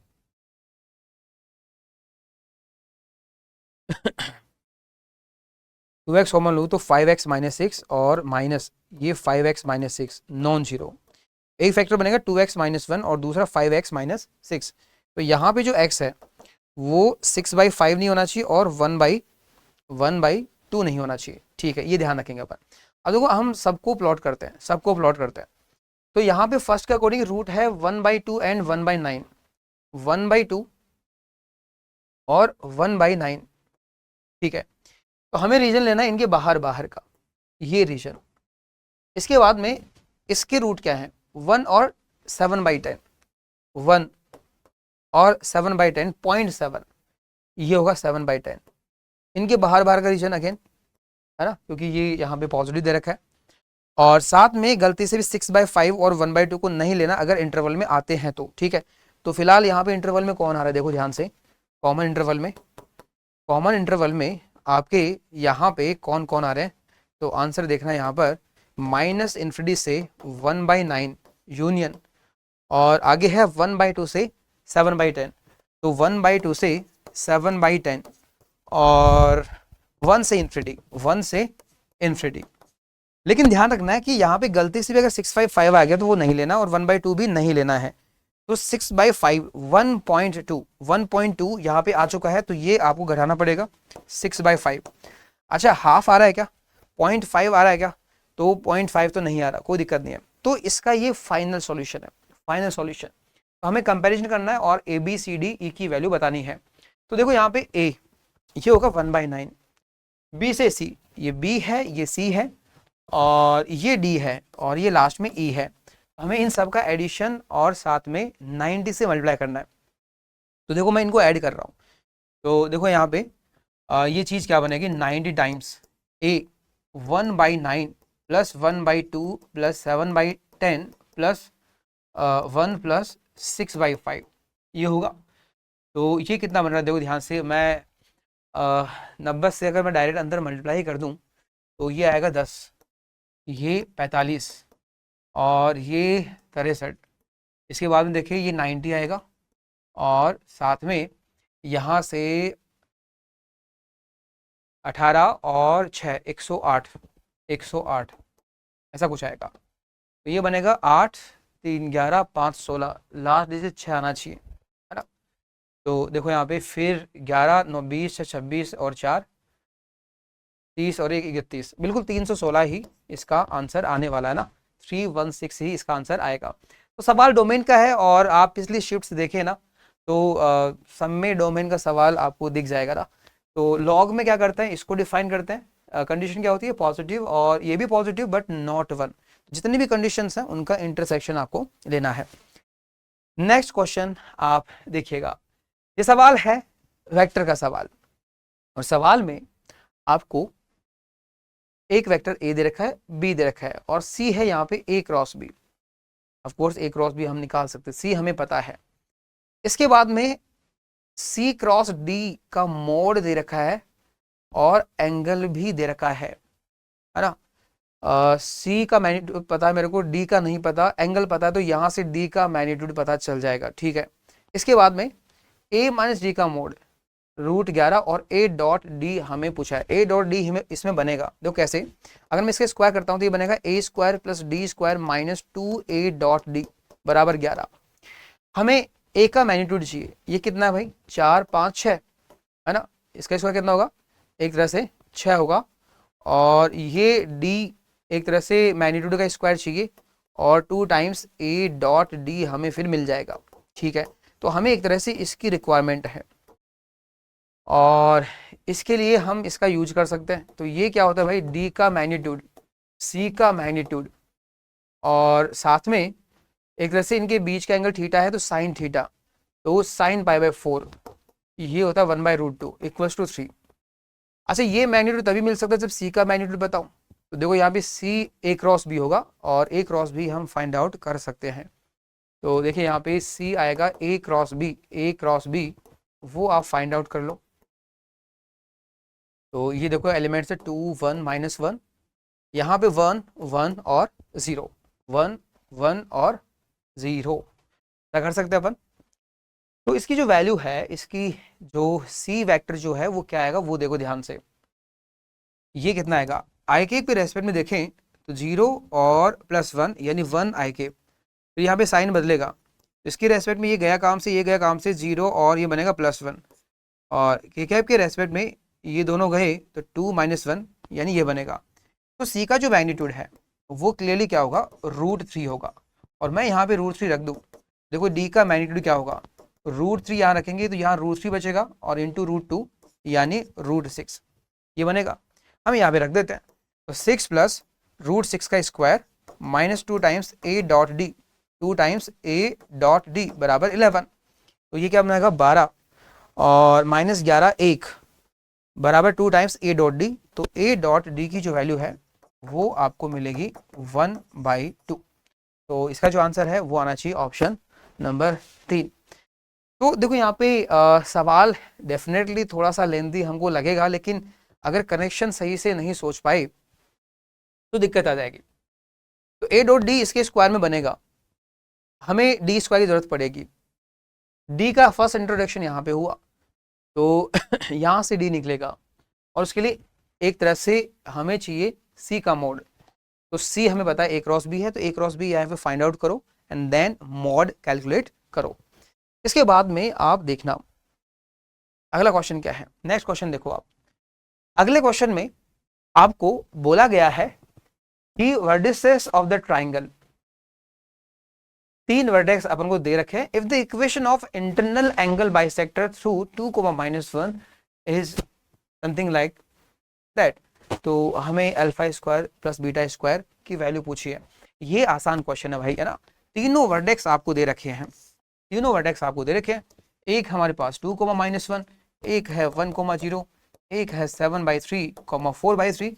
बोला कि यहाँ से जो एंगल बाइसेक्टर जाएगा 2, -1 से, है ना, बराबर बराबर एंगल में बांटते हुए, इसकी जो इक्वेशन है वो कुछ ऐसी आएगी। तो बताओ यहाँ पे एक तरह से इक्वेशन अपन को फाइंड आउट करनी है। देखो एंगल बाइसेक्टर पे एक पॉइंट हमें पता है, एक पॉइंट और मिल जाए तो काम हो जाएगा, और ये हम फाइंड आउट कर सकते हैं क्योंकि इंटरनल एंगल बाइसेक्टर की शानदार प्रॉपर्टी है कि ये रेशो वही होगा जो इन साइड्स का रेशो है। तो ये साइड हमें पता होंगी आराम से, रेशो भी पता होगा, और ये रेशो पता होगा तो बाई सेक्शन फॉर्मूला ये पॉइंट निकाला जा सकता है। तो फिर इन दो पॉइंट से इसकी इक्वेशन फाइंड आउट की जा सकती है। तो देखो यहाँ पे इस साइड की बात करें, 2 - 1 का स्क्वायर और दिस माइनस दिस का स्क्वायर यानी √2 आएगी। इसी तरह से यहाँ पे देखिए 2 - दिस, तो ये कितना आएगा भाई, ये आएगा 1/3 का स्क्वायर और दिस माइनस दिस यानी 7/3 का स्क्वायर, यानी कुछ इस तरह से। तो देखो यहाँ पे √50/3, √50/3 और √50 यानी 5√2 और /3। तो इनका रेशियो क्या होगा, इनका रेशियो होगा √2 रेशियो दिस, तो 1:5/3 यानी 3:5, 3:5, तो ये होगा 3:5। अब देखो ये पॉइंट निकाला जा सकता है। तो देखो यहाँ पे कितना होगा, 3 into this 7, 5 into this upon 3 + 5, ठीक है, ये तो एक्स कोऑर्डिनेट हो गया। वाई कोऑर्डिनेट की बात करें तो 3 इंटू दिस और 5 इंटू 0 अपॉन 3 + 5, ये हो जाएगा। तो ये आएगा 12/8, है ना, 4 से आप काट सकते हो तो 3/2 और ये 1/2, ये आ जाएगा। तो ये पॉइंट हमें पता है ना, और ये पॉइंट भी पता है। तो अब साइड, ये जो साइड है, आई मीन ये जो एंगल बाइसेक्टर है, इसकी इक्वेशन निकाली जा सकती है। तो इक्वेशन क्या होगी फॉर्मूला क्या होगा यहाँ पे, y - y1 और स्लॉप x - x1, है ना। तो देखो यहाँ पे एक पॉइंट x1 y1 इसी को मान लो, तो y - y1 slope x - x1। Slope की बात करें तो देखो ध्यान से कितना बनेगा यहाँ पर, दिस माइनस दिस यानी -3/2 और अपॉन में 2 - 3/2 यानी 1/2, स्लोप होगा -3। इक्वेशन बनेगी y + 1 बराबर -3x + 6 यानी एक तरह से 3x + y, और इसको इधर भेजें तो बराबर 5। कंपैरिजन कर सकते हैं अपन, ध्यान से कंपैरिजन करेंगे तो बराबर में 5 दे रखा है, हमारा भी आ रहा है ना, बिल्कुल कोई दिक्कत नहीं है। तो अल्फा हमारा 3 हो गया और बीटा एक तरह से 1 हो गया। तो अल्फा 3 है और बीटा 1 है, तो आंसर कितना होगा, 3 स्क्वायर + 1 स्क्वायर यानी 10 के बराबर हो जाएगा। तो ये सवाल आसान क्वेश्चन था, ये एंगल बाइसेक्टर की प्रॉपर्टी पे बेस्ड है। प्रॉपर्टी क्या होती है कि सामने वाली साइड को उसी रेशियो में डिवाइड करता है जो रेशियो बाकी दो कॉरेस्पॉन्डिंग साइड्स का है, ठीक है। इसके बाद में हमारा नेक्स्ट क्वेश्चन क्या है, अगला क्वेश्चन है कि अगर 0 से 36 तक f ऑफ tx/36 का जो इंटीग्रेशन है t के रेस्पेक्ट में, वो कुछ ऐसा है, और y बराबर fx जो है एक स्टैंडर्ड पैराबोला होगा 2,1 से पास करता हुआ, साथ में -4, बीटा से। तो बीटा की पावर अल्फा क्या होना चाहिए, तो हमें इसको इंटीग्रेट करना है, और वो भी किसके रेस्पेक्ट में, टी के रेस्पेक्ट में।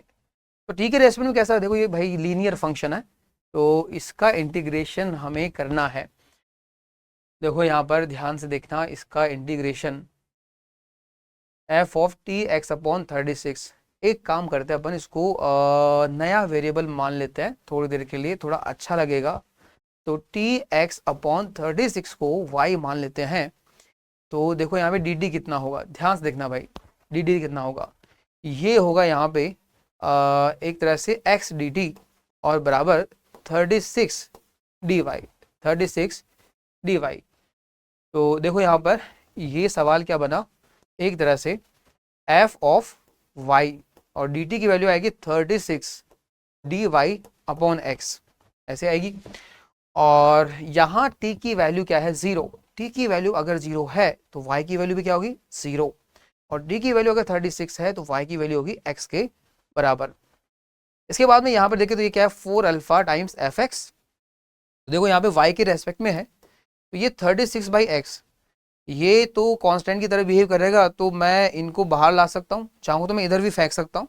तो यहाँ इधर फेंकेंगे तो देखो ये तो 9 है, तो ये आएगा alpha x f x upon में 9, और यहाँ बचा f of y d y और 0 से x तक, ऐसा कुछ मिला अपन को।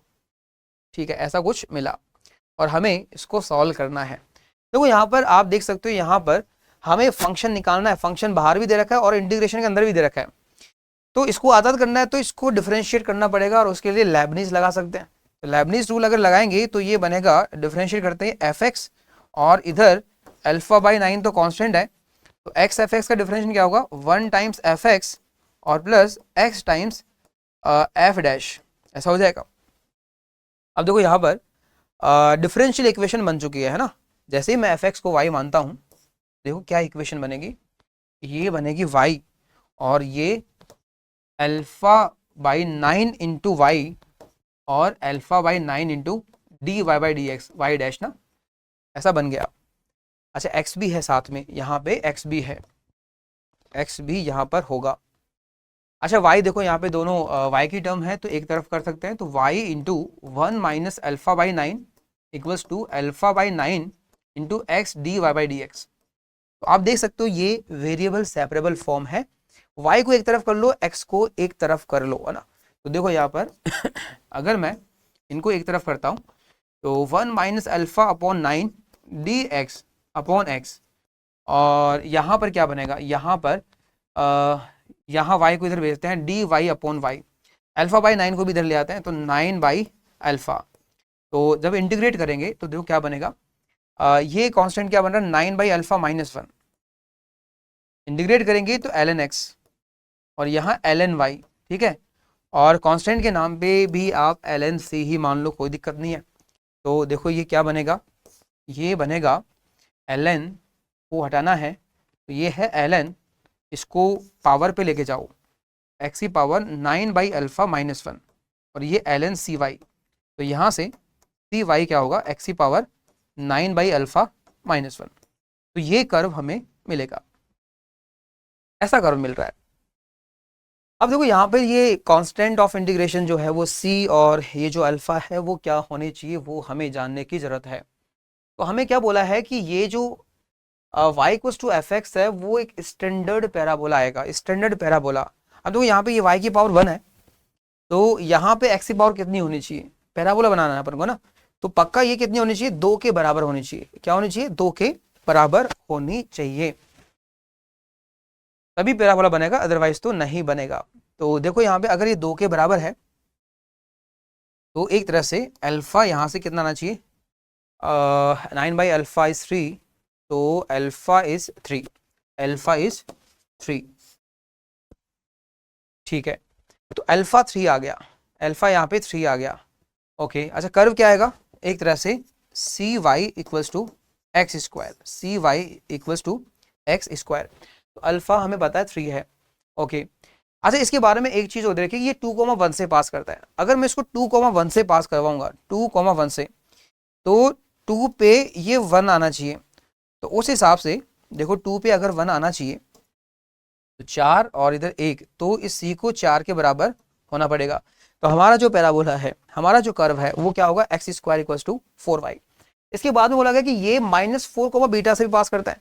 तो अगर यहाँ पे -4 और ये बीटा रखूं तो क्या बनेगा, ये देखो यहाँ पे 4 बीटा इक्वल्स टू -4 का स्क्वायर यानी 16।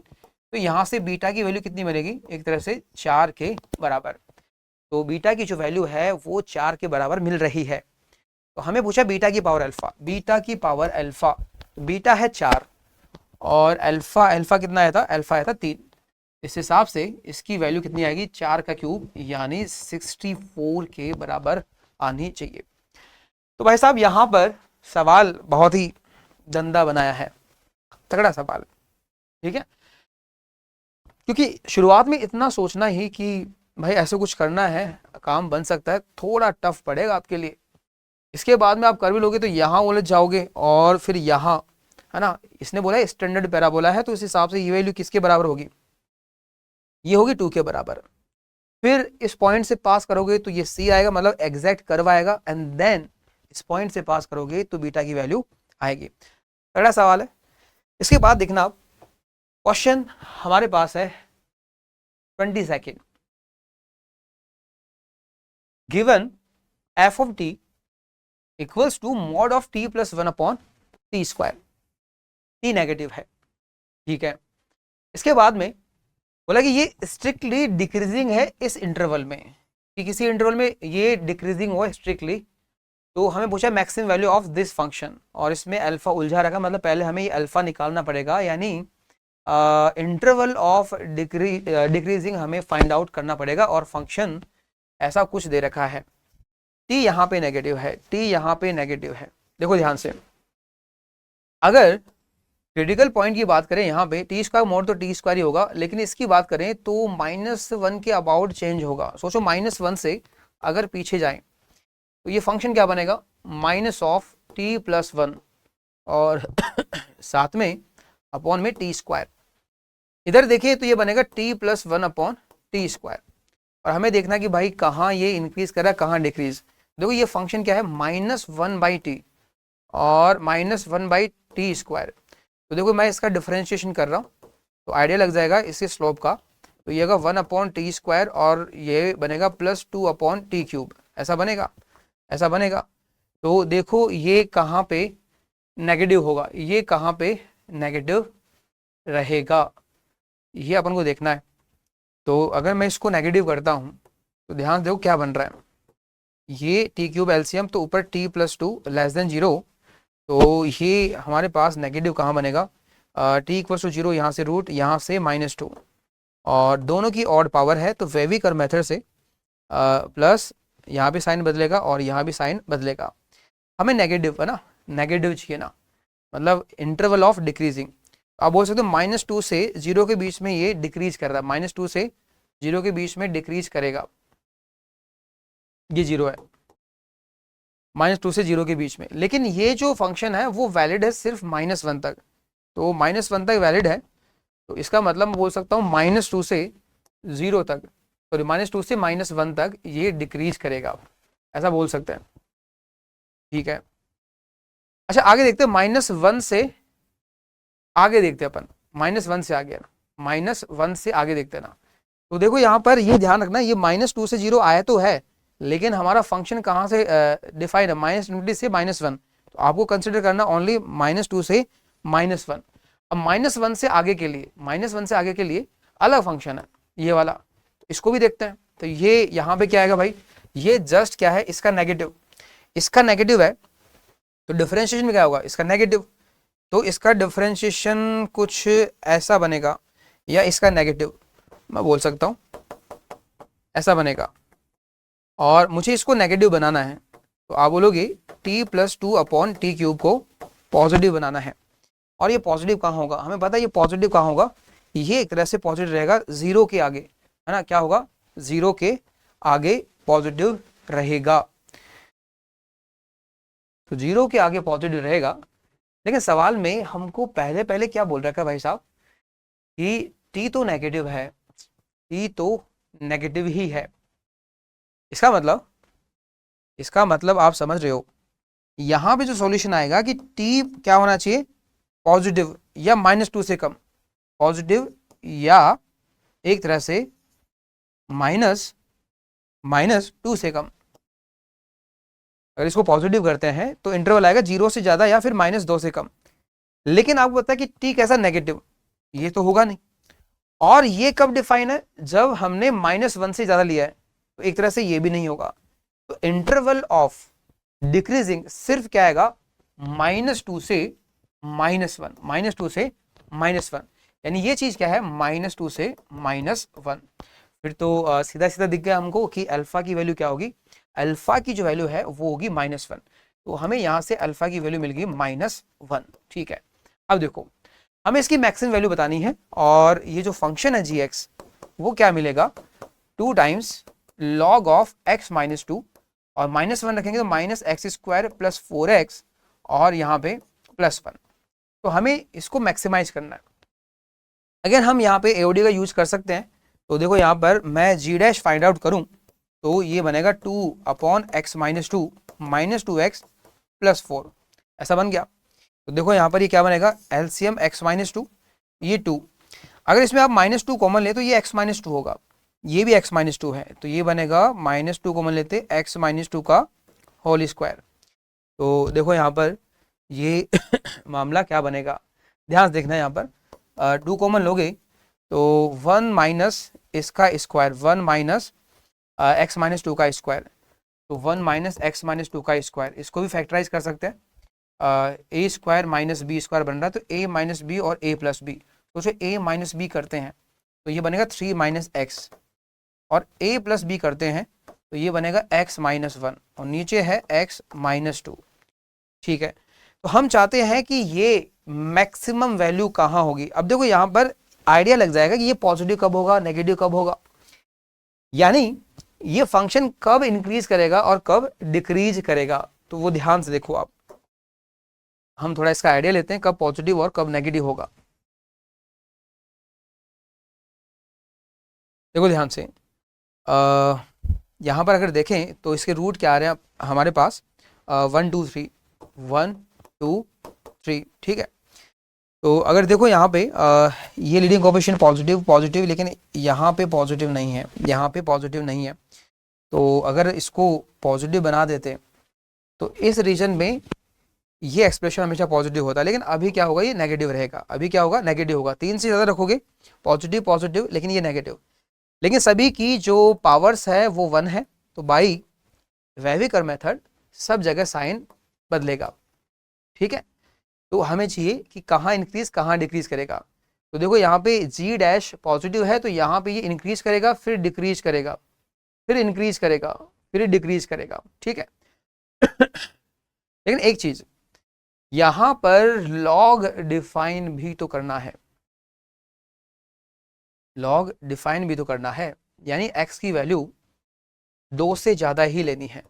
मतलब आपका जो कर्व है वो सिर्फ यही होगा, सिर्फ ये वाला इनवैलिड है।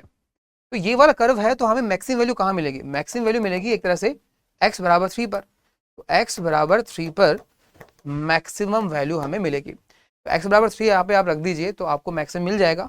तो देखिए यहाँ पर आंसर क्या होगा, gx ये था, x बराबर 3 रख रहे हैं तो 2 log 1 0 हो गया और ये -3 स्क्वायर 4 इंटू 3 और +1 तो 12 - 9 3 और 1 4। तो सवाल का जो सही जवाब है वो क्या होना चाहिए 4। अच्छा सवाल है, उलझाने वाला सवाल है। सबसे पहले तो ये वाला जो फंक्शन है वो बड़ा अजीब सा दिया आपको, तो इसी में आप जो इंटरवल ऑफ डिक्रीजिंग निकालेंगे वो आराम से निकालें। ठीक है, उसके बाद में भी इसमें भी थोड़ा सा धोखा हो सकता है कि आप जल्दीबाजी में इंटरवल का ध्यान न रखें, आई मीन डोमेन का ध्यान न रखें। लेकिन मान लो अगर आपको कन्फ्यूजन भी होता है कि 1 पे वैल्यू निकालने जाओगे आप, है ना, मैक्सिमम के लिए, तो 1 पे डिफाइन नहीं होगा तो उस वक्त ये बात पता चल जाएगी, उसमें कोई दिक्कत नहीं है। लेकिन हाँ, ये जो अल्फ़ा निकालोगे उसमें आपको एफर्ट लगेगा। तो ये अच्छा सवाल है, टाइम टेकिंग सवाल है। इसी तरह से अपन काफ़ी क्वेश्चन देखें, ये भी बिल्कुल नया क्वेश्चन, ये आसान था, ये एवरेज क्वेश्चन है, ये नॉर्मल क्वेश्चन, ये अच्छा क्वेश्चन है। इसके बाद में देखें again easy question but calculative था, ये मॉडरेट है ना, ये अच्छा क्वेश्चन, अगेन ये इजी, ये भी इजी। इसके बाद में ये मॉडरेट बट लेंदी था, ये मॉडरेट, ये अच्छा सवाल टफ सवाल है, अगेन दिस इज लेंदी, अच्छा क्वेश्चन, अगेन लेंदी है, ये आसान था। इसके बाद देखिए हाँ ये थोड़ी कैलकुलेशन मांगेगा लेकिन आसान था, ये भी अच्छा क्वेश्चन है, एंड अगेन ये भी। तो अगर देखें पूरा पेपर देखें तो काफ़ी सारे क्वेश्चंस ऐसे हैं जो लेंदी हैं, कुछ क्वेश्चन नए भी हैं। तो ओवरऑल ये जो सिनेरियो है इस पेपर को टफ बनाता है।